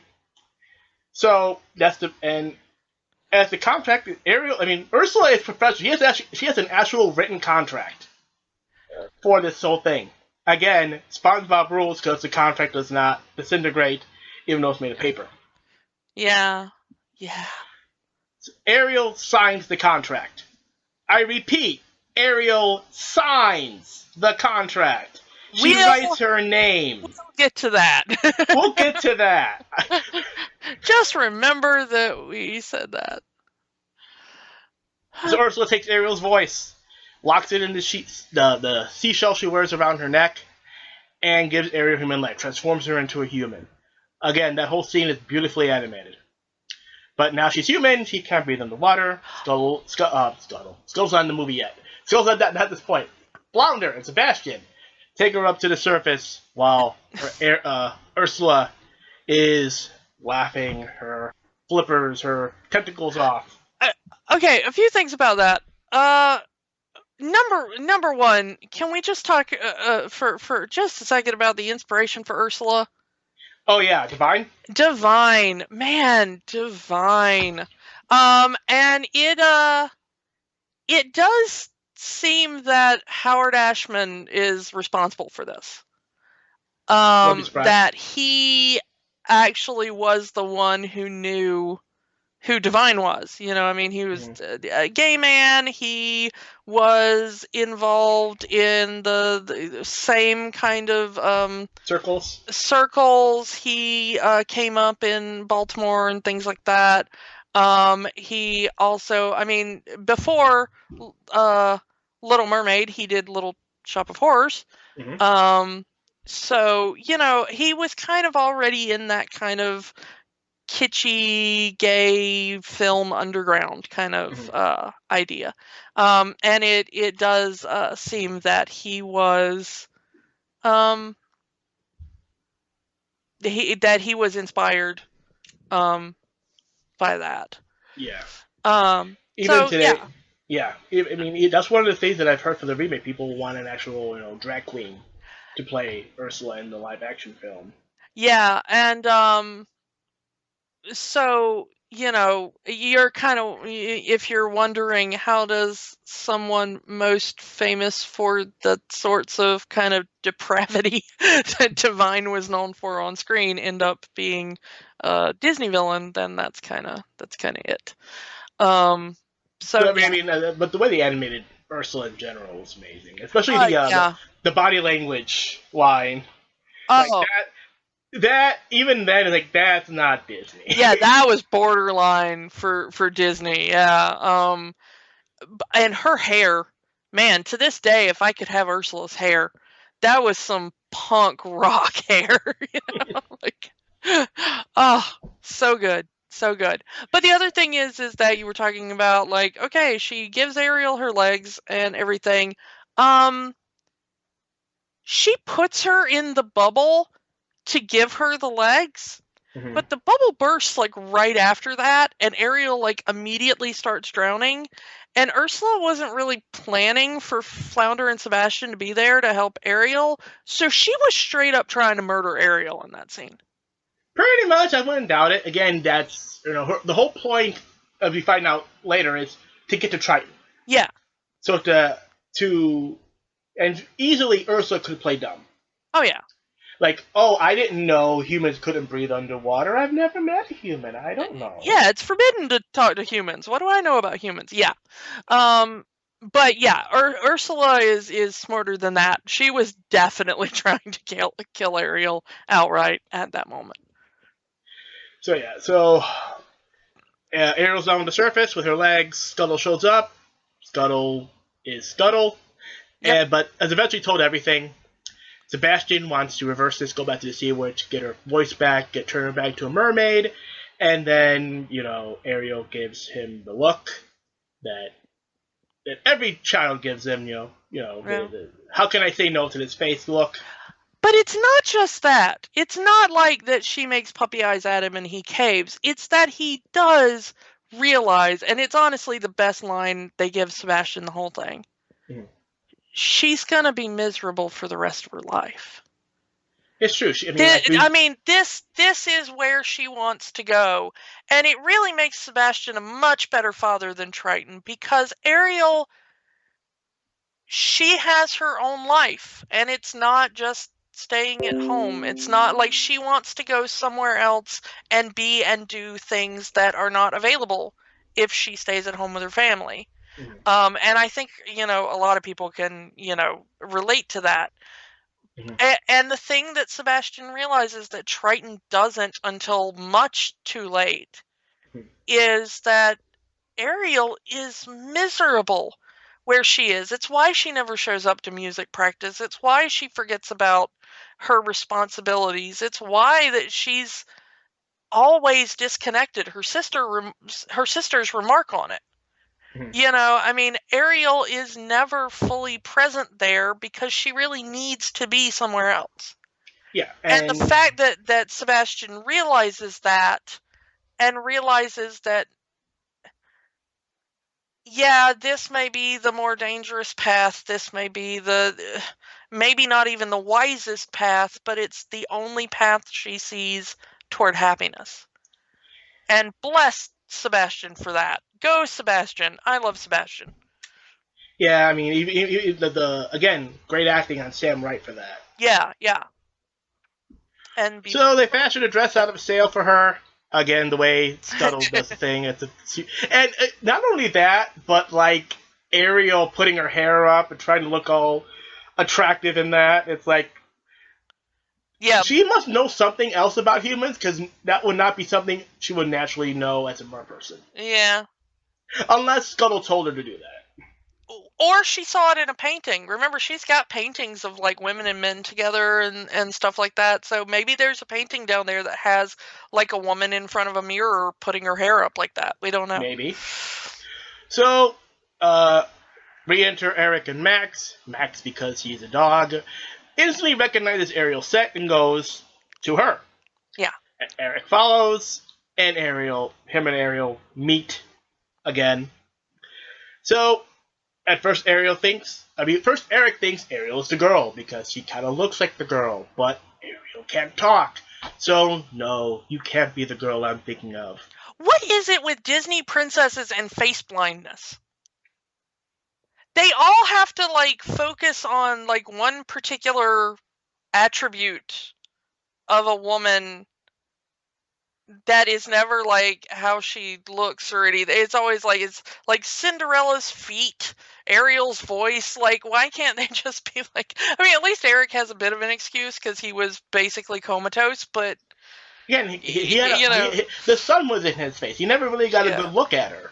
Yeah. But he knows that this woman kind of looks like the woman that saved him. I'm just saying, this conceit is not without precedent in Disney, and it kind of bothers me. All right, so he dismisses the idea of this woman, this redhead. I don't want to say woman, because he specifically calls her a girl throughout the whole movie.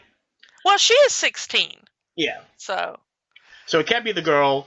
I mean, okay, on that, the fact that she's 16, and we know the ending of the movie, princesses are awfully young, to say. You're awfully young and getting married, you know? But, once again, kind of true to the time. Yeah. I mean, I hate to say it. I think the oldest Disney princess is, like, 19. 21 if you count Elsa. Well, yeah, I mean, but she's a queen, so not really. Then it'll be 19, that would be Anna. Yeah, I think, but as far as the ones who have, like, romantic attachments and stuff as part of their plot, they're all rather young, rather teenagey. But again, I think it's to just connect to the kids who are watching this movie.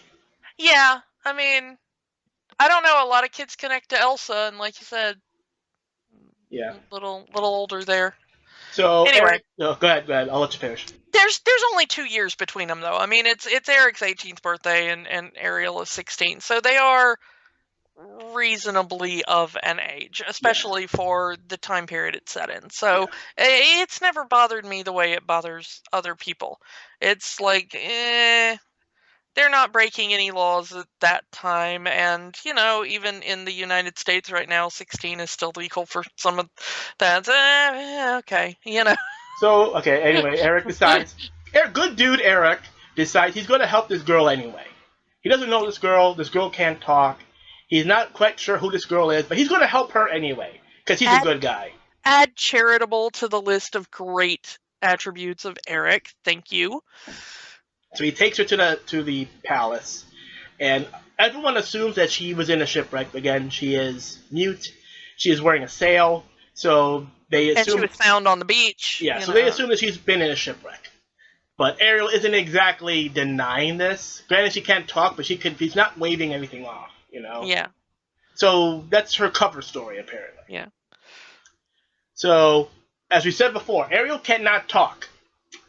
We just had a scene where she showed that she can write. And is fully literate, because she seems to understand that contract. Yes. So, if Ariel can't talk, why can't she write something? Yes, I'm the girl that saved you. I lost my voice. Kiss me and I'll get it back. We'll be together. Here. P.S. My name is Ariel. Yes, P.S. My name is Ariel. Yeah. I mean, sand is a great medium to write in. Hello. They were right there on the beach. Yeah. All right. So, anyway. Maybe she doesn't know humans can read. Maybe. That's a great thing, like, because we don't see any, like, books in her collection. No. We don't actually see any human writing in her collection, I don't think. Do we? I don't remember. I don't know. I mean, there may be, like, books on a shelf or something, but, like... Anyway, so we know Sebastian is in the pocket of the sail. I didn't know sails had pockets. But anyway, he ends up in the palace with Ariel. Ariel's like, hey, check my sail. It's got pockets. Ariel wearing a dress that has pockets, something every woman wants. Yes. That's a fantasy. Only in Disney movies, apparently. You know, I'm looking at pictures of Ariel's treasure trove, and I am not seeing books. Yeah. Alright, so maybe she doesn't know that humans... Maybe she doesn't know that humans are literate. There we go. Maybe. So, Sebastian sneaks out of the Ariel's dress pocket and ends up in the kitchen. We'll get there. So Ariel's given a new dress, meets Eric and Grimsby for dinner. Oh, hey, there's the fork. And she brushes her hair with the fork. And the look on Eric as this is happening is priceless. But also, this is great because it's Ariel trying to show these strangers that she, I mean, to use some kind of loaded terms, that she appreciates their culture. Yes. I mean, she hasn't been taught the correct things about their culture, and boy, can humans relate to that. Mm-hmm. But she's desperately trying to show, like, hey, she's trying to be human. I tried to do my homework. She's trying to be a human, and trying to be a human to the best of her knowledge of being a human. This kind of is the thing that kind of Scuttle kind of messes up with, because telling Ariel all of these made-up stories. Yeah, but, I mean, come on, who could have seen this coming? No. You know, like, we can't really blame Scuttle for that. And then Grimsby starts lighting up the pipe. Ariel takes the pipe and tries to play it, and the smoke goes into Grimsby's face, which Eric finds hilarious. So yeah, good sense of humor. Yet another humor thing to Eric. Yeah. Payoff. So this is the payoff for all the stuff from earlier in the movie. Yep. So back to the kitchen, we meet Chef Louis, sings Le Poisson.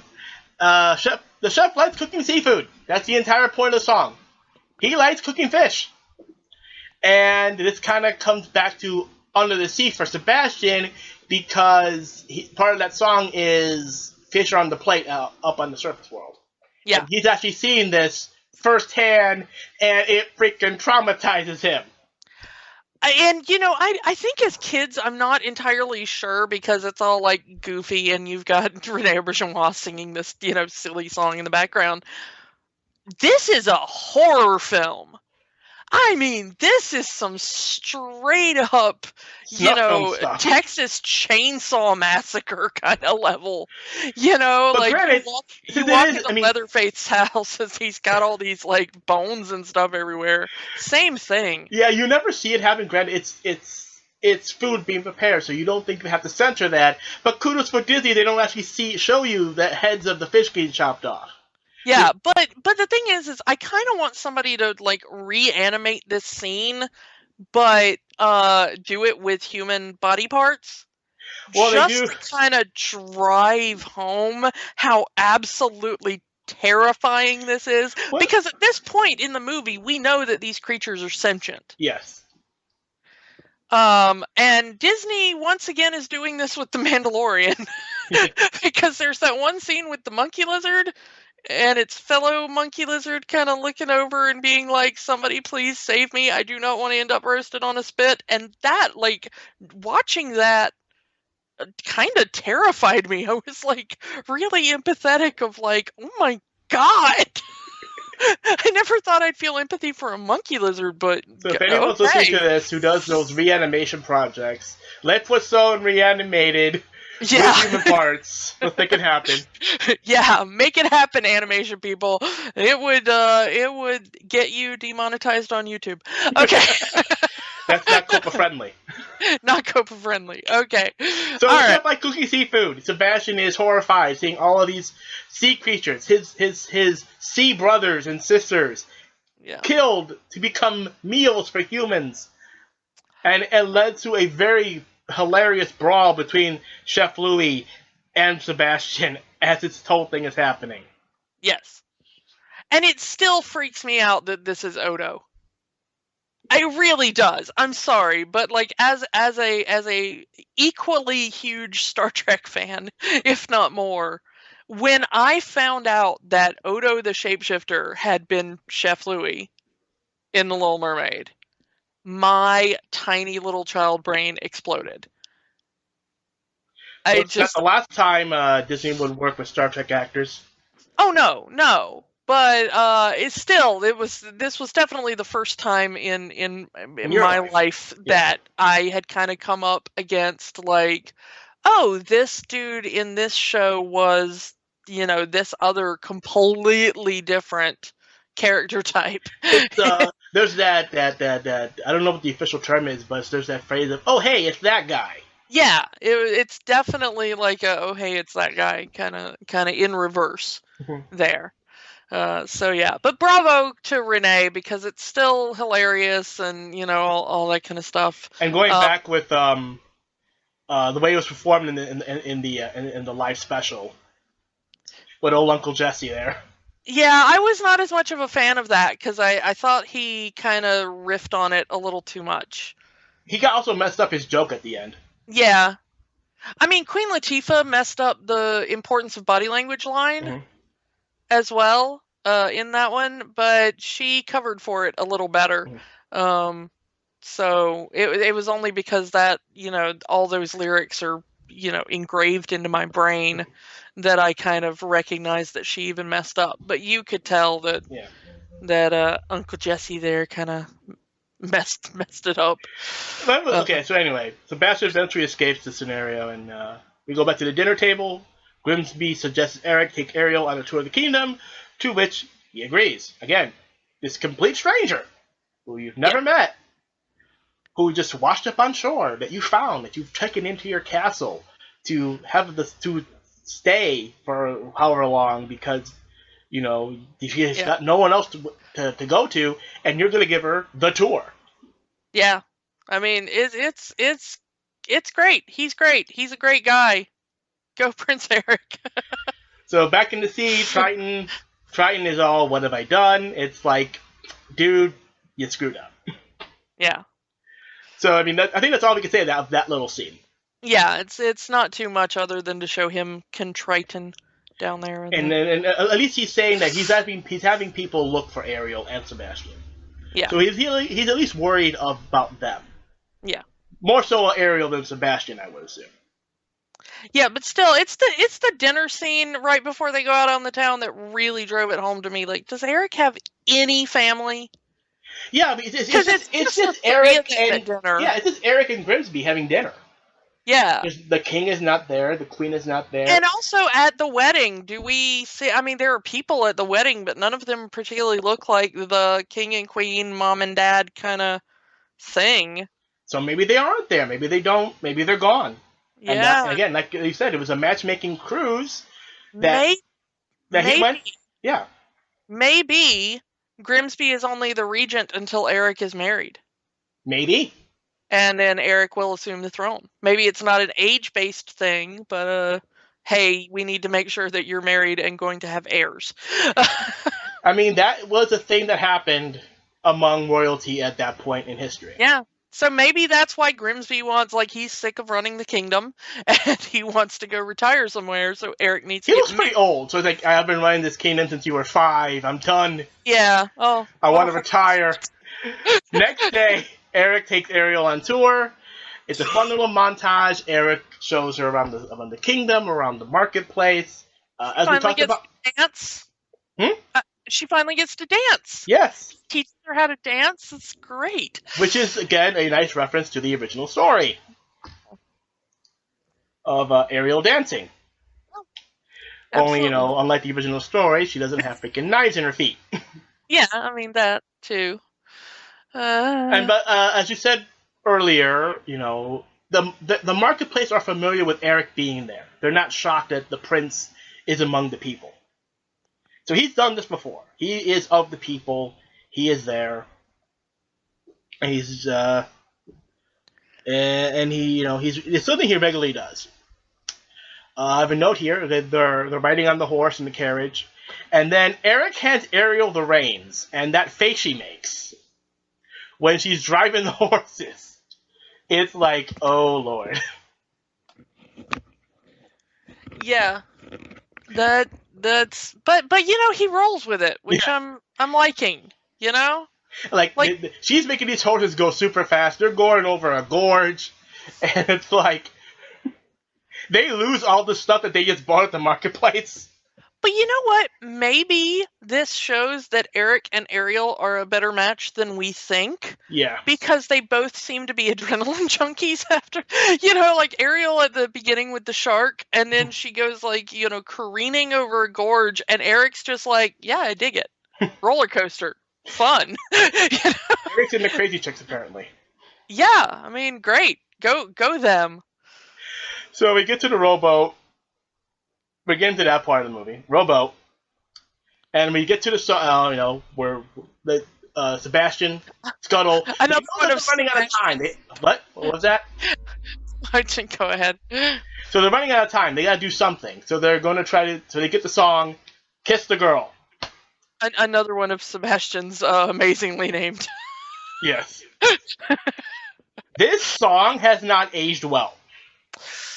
I don't know. Let's give a different opinion. Let's go through it. Let's go through the message of the song. No need to ask, just kiss. I mean, how many young boys heard this song and say, "Yeah, I don't need to ask permission to kiss this girl. I'm just going to do it." But here's what I'm going to say: the visuals show something very different. Because I was rewatching again, and I've heard all the same things you have. Okay. Yeah, this is a big consent issue and stuff. But if you watch what Eric does, perfect gentleman. Perfect. I mean, he even tries to find out her name, because he doesn't know her name.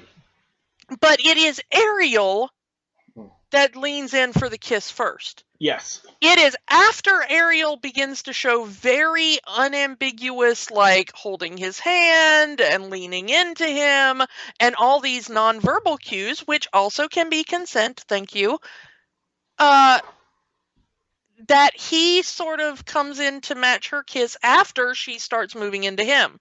Mm-hmm. She is actually the one that initiates it in that. Now, what Sebastian is singing is maybe, you're right, maybe a little more problematic. Yeah. But visually, I'm with Eric on this one. Perfect gentleman. Yeah. Again, another point for Eric. Again, another knows consent. Thank you. So the song works, and they're about to make the kiss. Then the eels knock the boat over. Oh well, that didn't work. So Ursula's ticked off. This almost happened. The kiss almost happened. Too close for comfort for Ursula. So she now transforms herself into a human and uses Ariel's voice as her own. Also, Ursula in this scene, what is with the slut shaming?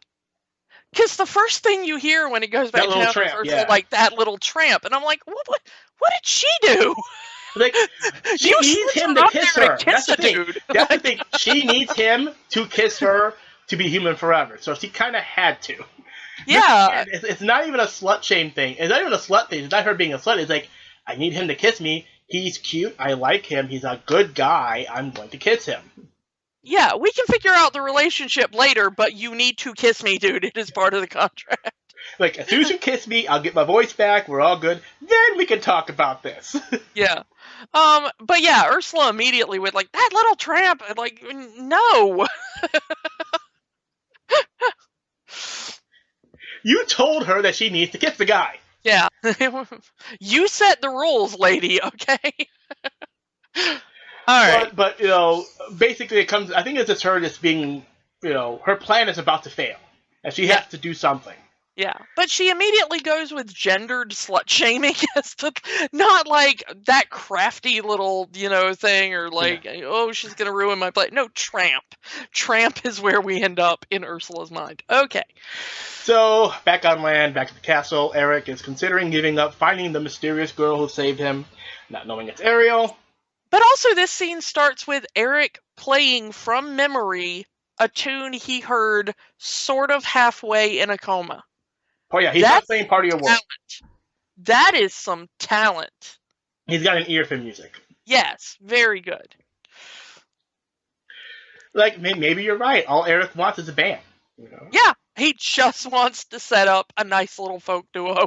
That's all Eric wants. He plays the flute. She sings the song. Yay. Yeah, good there. Anyway, so now we get to meet Vanessa. Vanessa, who is Ursula in disguise, who kind of looks like Ariel, but different enough so the audience knows it's not Ariel. Well, dark hair. Everything else pretty much looks like Ariel. And so someone on my Facebook did say that as a kid they thought that Vanessa was specifically made to look like Ariel, as far as like Ursula chose to look like Ariel because he had sort of half seen her and it fit in with the. But honestly, now that you look at all the Disney princesses, I think it's just that Disney animators only know how to draw one face. Probably. But in a way, this works because there are certain scenes in the movie where it looks like Ariel has black hair. Especially especially in the scene where he sees Ariel and the sun's behind her, she kind of does look like she has black hair. Yeah. So the black hair works in this scenario. So Ursula, Vanessa, uses Ariel's voice to put Eric under the spell. Next day is announced that Eric is getting married. Ariel and Fred think it's to her because last night was perfect on the boat. La la la. Everything's good. Until Flotsam and Jetsam. Until Flotsam and Jetsam got in, it looked like everything was going to go. Oh, they're going to get married. It's the third day. They're going to get married. Yay! I mean, and even on that, you know someone for 3 days and you're going to marry him. Yeah. Anyway, but beside the point, Ariel runs down because she's all happy. She's going to get with Eric. They're going to get married today. And then sees Vanessa and Eric. Eric clearly under a spell, but no one can tell. We can tell because we're the audience, but no one else can. Yeah. And Eric wants to get married today. They want to leave the ship, the wedding ship, tonight. Grimsby wants, hey, there's protocols to go through. We have to invite other kingdoms for this, Yeah. Typical royal wedding stuff, and Eric wants none of it. We're getting married today. Yeah, and also, I'm just going to say, they had that wedding boat ready to go. Yeah, that day. Yeah, like that wedding boat how long has that wedding boat been sitting there? Well, to be fair, Grimsby did have a wedding present ready to go. But also, like, they didn't take the wedding boat to the kingdom to meet the girl. Mm-hmm. They were just on, like, a regular sailing ship. You don't know. You don't know how long Grimsby has been involved in this. We don't know. Was this like Grimsby's like little passive aggressive way to tell Eric it was time to get married? Like, Eric turns like 15 or whatever the marriage age is, and Grimsby's like, "Look, I have set the carpenters and shipwrights to making a wedding boat," and then he just like parks it outside of Eric's like bedroom window. So that every time Eric looks by, it's just like, oh, isn't it sad that the wedding boat is going to waste? Wouldn't it be nice? I just imagine Grimsby is like this really passive-aggressive douchey dad. I was going to have ice cream tonight in celebration of a wedding, but now there shall be no ice cream in the kingdom.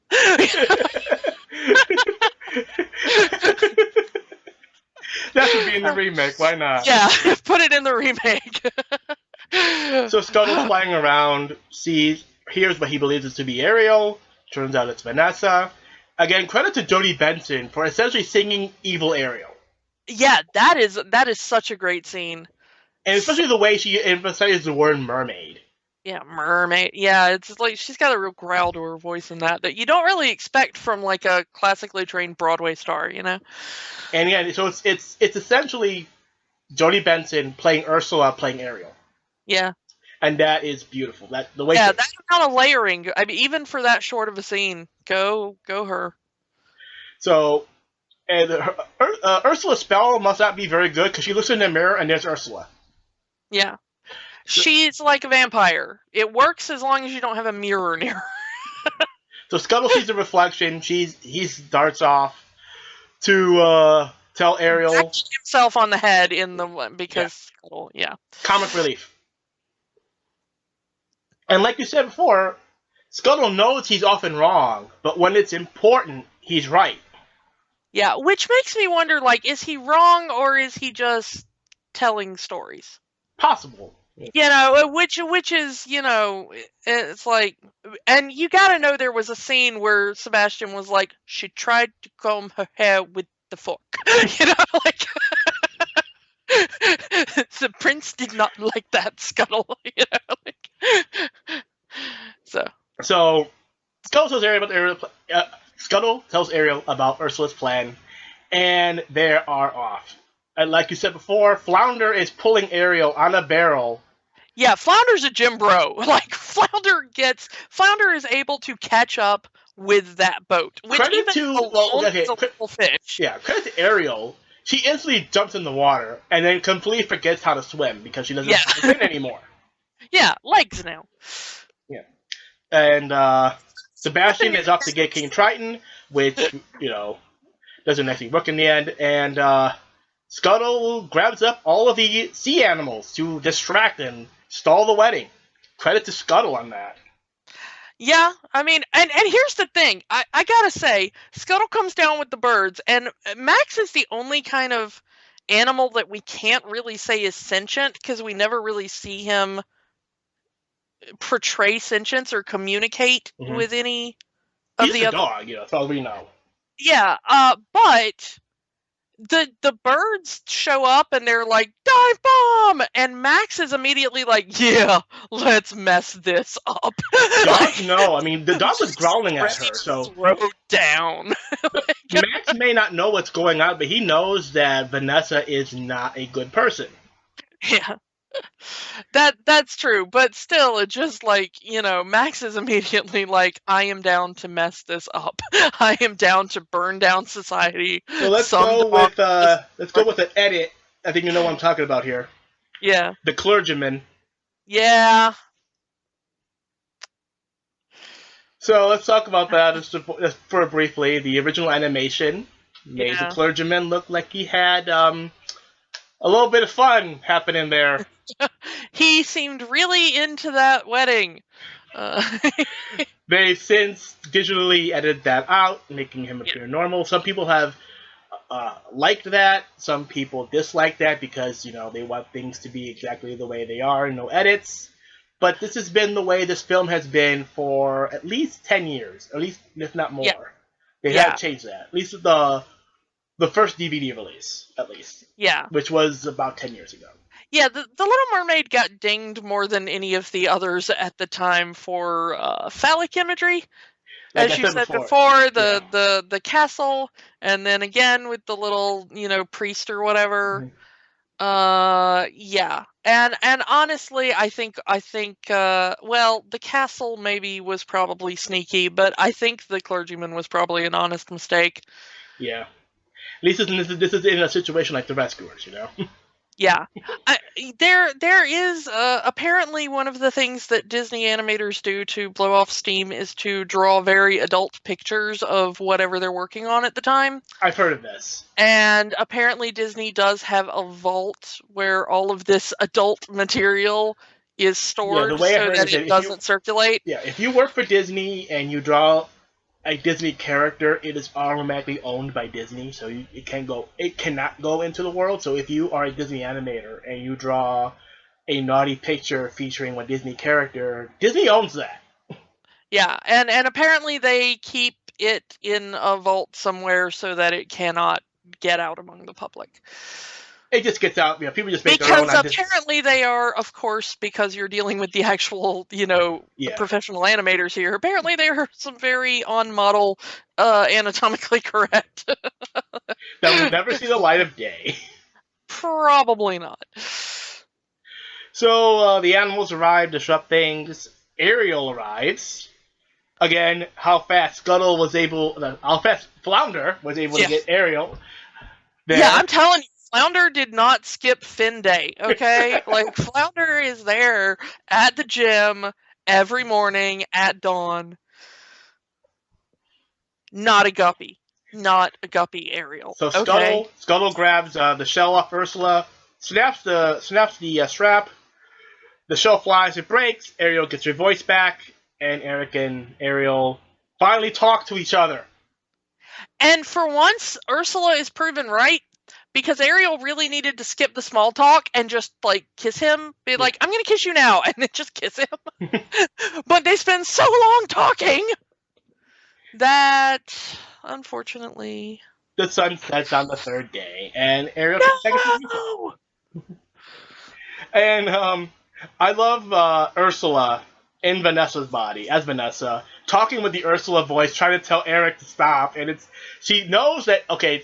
I shouldn't be talking because they know it's not me, but I'm going to talk anyway. Eric, don't! Yeah, I mean, the gig is up at that point. What are you going to do except, gloat over your victory? So Eric knows the truth that it's been Ariel this entire time. Too late, the sun is set, Ariel turns back to a mermaid. Ursula sheds her disguise and takes Ariel back into the sea. Goodbye, lover boy. Enter King Triton. But Ursula shows Triton the contract. It's a legal, binding contract. Some of the best villains, even in reality, use the law to their advantage. Yeah. And Ursula used the law to her advantage. It's a legal contract, Triton. Your magic cannot... That says a lot about Triton's magic. I'm going to say things are not entirely better under the sea because apparently there is still, contract law, so... Yeah, Triton's magic cannot break a contract. It can't be broken. So, as this is happening, Eric goes off on a rowboat. He cannot separate himself from Ariel again. Lost her once, can't lose her again. Again, good guy, Eric. Yeah, totally courageous, brave man. So, you can't break the contract, but you can change the contract. Triton signing his own name onto the contract. Doesn't sign it by writing it, but signing it by pointing to Triton. Are we sure that Triton knows how to write here? Yeah, I don't know. So, changes the contract, so as Ariel is turning into one of those little creatures, the process is reversed, she becomes normal, and now Triton becomes this little creature. The Triton drops, the crown drops. Keep in mind that the crown... Ursula puts on Triton's crown, holds the Triton. Ariel tries to stop her, and she can't. Yeah, and she seems straight up fine with murdering Ariel again at that point. Well, she already got what she wanted. She doesn't need Ariel anymore. Well, no, but that's twice now that she seemed perfectly fine straight up murdering Ariel. She's the villain. It's kind of what she does. How dare you use logic on me? So Ursula's about to kill Ariel, and Eric comes in, hitting Ursula with a harpoon. Yeah, take that, Triton. Harpoons can be used for good. Harpoons don't kill people. People kill people. Oh, God. And honestly, Eric is a really bad shot with the harpoon. I mean, I'm going to chalk it up to him not really being used to doing that underwater. Maybe. I mean, he would usually throw that from, a dinghy or off the side of the ship, maybe, but, okay. So Ursula then tries to kill Eric. Ariel pulls on Ursula's hair, causing her to kill Flotsam and Jetsam. No, my poor little poopsies. That's a hell of a death scene right there. It is gruesome. There's an eyeball that floats down. Yeah, it's I don't know. Back before Disney kind of got a little wimpier in their death scenes. Yeah. Ursula is ticked. Ursula wants revenge. This is no longer about trying to rule the sea. You made me kill my pets. I'm going to kill you. Yeah. And Ursula goes John Wick on these people. Yeah. But I love that she calls them pitiful, insignificant fools, which would have been a great follow-up song, right? Yeah. Pitiful, insignificant fools. Ursula actually does have a reprisal song in Kingdom Hearts. Not all that good, but yeah. It's not great, but it does exist. It's pretty much Ursula. The song is called Ursula's Revenge, if you haven't heard it. Yeah. So yeah, so if she had another song at that point, that's probably what it would be. Yeah. So Ursula, now with the power of Triton and control of the whole sea, is using it to try to kill Ariel and Eric. Yeah, and this is what I said. Triton seems to have a lot of power. At least it has a lot of power when used by Ursula. So presumably Triton had access to all this power as well. He just doesn't use it, and we already know from earlier that Ursula already knows magic. It's an important portion of soul. She says that she's always possessed magic. Yeah. So it's her own magic combined with Triton's magic. Yeah, maybe. I could see that. Yeah. So she starts making a big old storm. Big old, I don't know if a hurricane or a whirlwind or something. Whirlpool. So, and the bottom of the sea is shown, and there's Ariel kind of flopping around with like a fish out of water, literally, because he kind of is all the time. Also doing this, several sunken ships are raised up, which Eric gets on one. Because again, good sailor. Yes. So Ursula turns her focus to killing Ariel, giving enough time for Eric to stab Ursula with the ship, with the shipwreck. And this is one of the last of the non-fall villain deaths in Disney. Because by the time the Renaissance is in full swing, they really go all in on the villain being killed by their own hubris or their own mistake or something else, and that is usually done with a fall. In the case of Scar, of course, it's done by Hyena, but again, that's on Scar. Yeah. It's off screen, but it's also on Scar. I mean, Scar causes his own death, basically. This is one of the few times that the hero straight up murders the villain in modern Disney. I think the only one I can remember would be Prince Philip killing Maleficent. Yeah, and in classic Disney, yeah. I mean, so yeah, it's not a very common trope for Disney to straight up murder a villain. Ursula is dead. She gets stabbed, she dies. We never see a body, but we saw her fall, and her body assumingly turns into smoke. At least that's how the animation makes it look. Yeah. Or ink. Yeah. All of the creatures turn back into mer people, including King Triton, who somehow has his crown on again. Well, it falls on top of him, doesn't it? No, it doesn't. It does not. Okay. Maybe he used magic. The Trident does, but not the crown. Presumably the crown is still on Ursula's body somewhere. Maybe it's the crown version of Mjolnir. Maybe. Yeah, it just comes back to him whenever. So everything is hunky-dory. Somehow Eric is washed up back onto the beach after the whole thing. Triton finally realizes that Ariel truly loves Eric, and uses his own magic to turn Ariel back into a human, and her and Eric finally have that kiss that they'd waited 3 days for. I will say this, before I will pause you for a second. At least Triton had the courtesy to give Ariel a dress when she turned into a human. Ursula straight up had Ariel naked. Yeah, well, naked and drowning. Yes. And it's a great dress, man. Man, I have wanted that dress since I was 8. It's a good dress. You never see her in that dress in the Disney parks. It's always the pink dress. Yeah, I don't like that dress as much. Here's the thing, though, about Triton's kind of final line. Mm-hmm. Is he says, I'm going to miss that girl.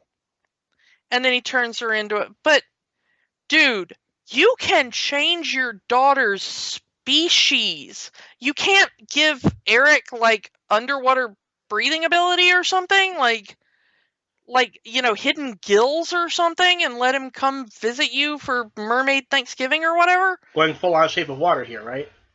Yeah, sure. But seriously, if he can change his own daughter, he can't give Eric, I'll turn you into a mermaid, for a day every year or something so I can see my daughter again, Or Triton could turn himself into a human for a day. Yeah. We don't know. But, I don't know. Yeah, it's freaking magic, Triton. Use your imagination. So, Ariel and Eric get married, and the chef tries one last time to kill Sebastian. Sebastian outsmarts him and escapes. Because you gotta get that. You gotta pay off that, apparently. Do you think Ariel made Eric outlaw the eating of seafood in the kingdom when he became king? That's a good question. You think that was just the end of seafood dinners in the entire kingdom? Which always makes me remind, there used to be a restaurant in one of the Disney parks called Ariel's Grotto, which served seafood. Oh, no. So Ariel was literally serving her people to humans. Oh. But also, how would that go over in what is clearly a portside fishing economy? Yes, that says a lot there. Yeah, I mean, seriously, because, I mean, they are fishing off of that ship, and they have, harpoons and stuff to catch fish and everything on the ships that Eric is on, and they are a very seaside kingdom. Ariel makes the entire town go vegan. Oh my goodness. I don't know. I mean, birds can talk in this universe. So, yeah, I mean, that's chicken off the menu. So, let's hope cows are dumb in this universe. Like, we need cows and pigs to be really stupid. Otherwise, we're subsisting off of dog meat, and I do not like that. No. Don't do that to Max. Max doesn't do anything Yeah. wrong. Eric's just wandering around, and he's like, I gotta find an animal that doesn't talk. Speak, boy, speak. Max is like desperately trying to talk. Oh. Okay, so Triton and Arrow have one last hug goodbye. In a very good scene, Eric kind of bows to Triton. Yeah. And Triton kind of gives Eric a nod of approval. Yeah. So he's at least okay with this human. Yeah. I don't like all humans, but I like this one. Yeah. So the two are giving each other respect. That's a good thing. That's a good thing. Wedding ship leaves. Ariel and Eric share one last kiss. Fade to black. Roll credits. That's Little Mermaid. Yay! And one of the things I noticed in the credits during my rewatch was that among the additional voices were Charlie Adler, Buster Bunny, Nancy Cartwright. I mean, hello. If you don't know who Nancy Cartwright is, come on. Simpsons fans much? Go watch it now on Disney Plus. And Anne Lockhart, who is June Lockhart's daughter and also a voice actor. So yeah, got some pretty good team behind the scenes as well, even in the animation team, the voice actors, everything. So this whole movie is awesome. And according to IMDb, both Jim Cummings and Frank Welker were uncredited, and Frank Welker was apparently the uncredited voice of Max. And if you know anything about Frank Welker's career, you are not at all surprised by that. No, I'm not. No. Frank Welker is like every animated animal you've seen in your entire life. And about half the roars in The Lion King. Yeah, he did pretty much all the roars in The Lion King, I think. I don't think there's too many actual lion roars in that one. So, yeah. Anyway. And as a sidebar, I'm glad that they got Frank Welker to do the Scooby-Doo movie. Yeah, Frank Welker, man. I love me some Frank Welker. So yeah, thoughts, I mean, we kind of did some spoilers earlier, but thoughts on watching this as an adult? Definitely holds up. This movie is amazing. This movie definitely, I mean, again, it looks great. The treatment that they did on this movie for Disney Plus, I assume this is for the Blu-ray, is it's definitely the HD version, restored version, yeah. Yeah, this is beautiful remaster of the film. Makes the entire movie look great. Just like, this is the way I would say it, this looks the way you remember the movie looking. Yeah. This may not be the way the movie actually looked, but it was in the theater back in '89, but this is how you remember this movie looking. Yeah. And little things in the animation that really got to me that still hold up, and they were there in the original, but I don't think I really appreciated it until I was an adult and knew more about animation, is that some of the things like the kind of wibbly effect of the underwater scenes, and stuff that was kind of added on top of the animation, the lighting, the way that they do the lighting in this movie is just beautiful. The way they do the sun rays through the water and stuff. I mean, you can go watch Finding Nemo, and it's not even halfway as well done, in my opinion. Did they do any computer animation for this movie? No, they didn't. As far as I know, there is no computer animation. That didn't start until Rescuers Down Under, I assume. It didn't. Well, it did. Yeah, and it didn't start in like the Disney Renaissance until Beauty and the Beast. Yeah. Because it was a big deal that Beauty and the Beast had some CGI in with the 2D animation. Yeah. But Little Mermaid, as far as I know, was just traditional 2D Yeah. all the way And it through. looks great. Again, Yeah, what they were able to do, and it kind of super does. beautiful. Looking at this movie, it kind of does make you sad that how much of a lost art 2D animation is in terms of feature films. Yeah, I miss 2D animations. I'm such an animation nerd, and just yeah, the skill that was lost. And I love me some CGI. I love flash animation. I mean, you know, I like it all, but there is something about the skill necessary to do that over and over and over again without any kind of computer assistance that is witchcraft to me. Yeah. I mean, even knowing animators, I do not understand the skill it takes to do that. And every time I see it, it just blows my mind. And again, So. the Megan Ashman soundtrack, the songs. Oh my goodness. Oh, it's so good. Lost a lot when Yeah, yeah. that was. Poor when, yeah. I mean, Howard Ashman was such a amazing, Songwriter, yeah. amazing. Well, and also, but I mean, the people forget that he also produced Little Mermaid as well. He actually, I believe, he also partially wrote the script for Aladdin. Yeah, I mean, he was really involved with this to an amazing extent. But you know, he had some, you know, some minor success before with Little Shop of Horrors and everything. I mean, it wasn't like it was his first rodeo completely, but it definitely was in the sense of you know, animation and all that kind of stuff. At least to that extent, he did write some songs for Oliver and Company. But Little Mermaid was really his kind of big break onto the Disney scene. And um, he was a lot more influential in those movies than I think a lot of people think, and it really went beyond just the music, the lyrics. Definitely And I had mean, a flair for storytelling. yeah, he really did have a good flair for storytelling and storytelling through music. The songs weren't just placeholders in The Little Mermaid. A lot of the early classic Disney songs, I mean, So This Is Love and Dream Is a Wish Your Heart Makes, those kind of, you know, kind of classic Disney songs, a lot of them tell you nothing about the story, nothing about the hero, nothing about, you know. Yeah, they Um essentially stop the story to have the song, and this one they start weaving in the songs to tell the story.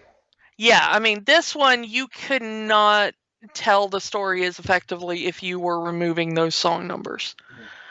Um, and you know, it's great. And I mean, you saw it before when they did Little Shop of Horrors. If you know Little Shop of Horrors, it's the same kind of storytelling in that.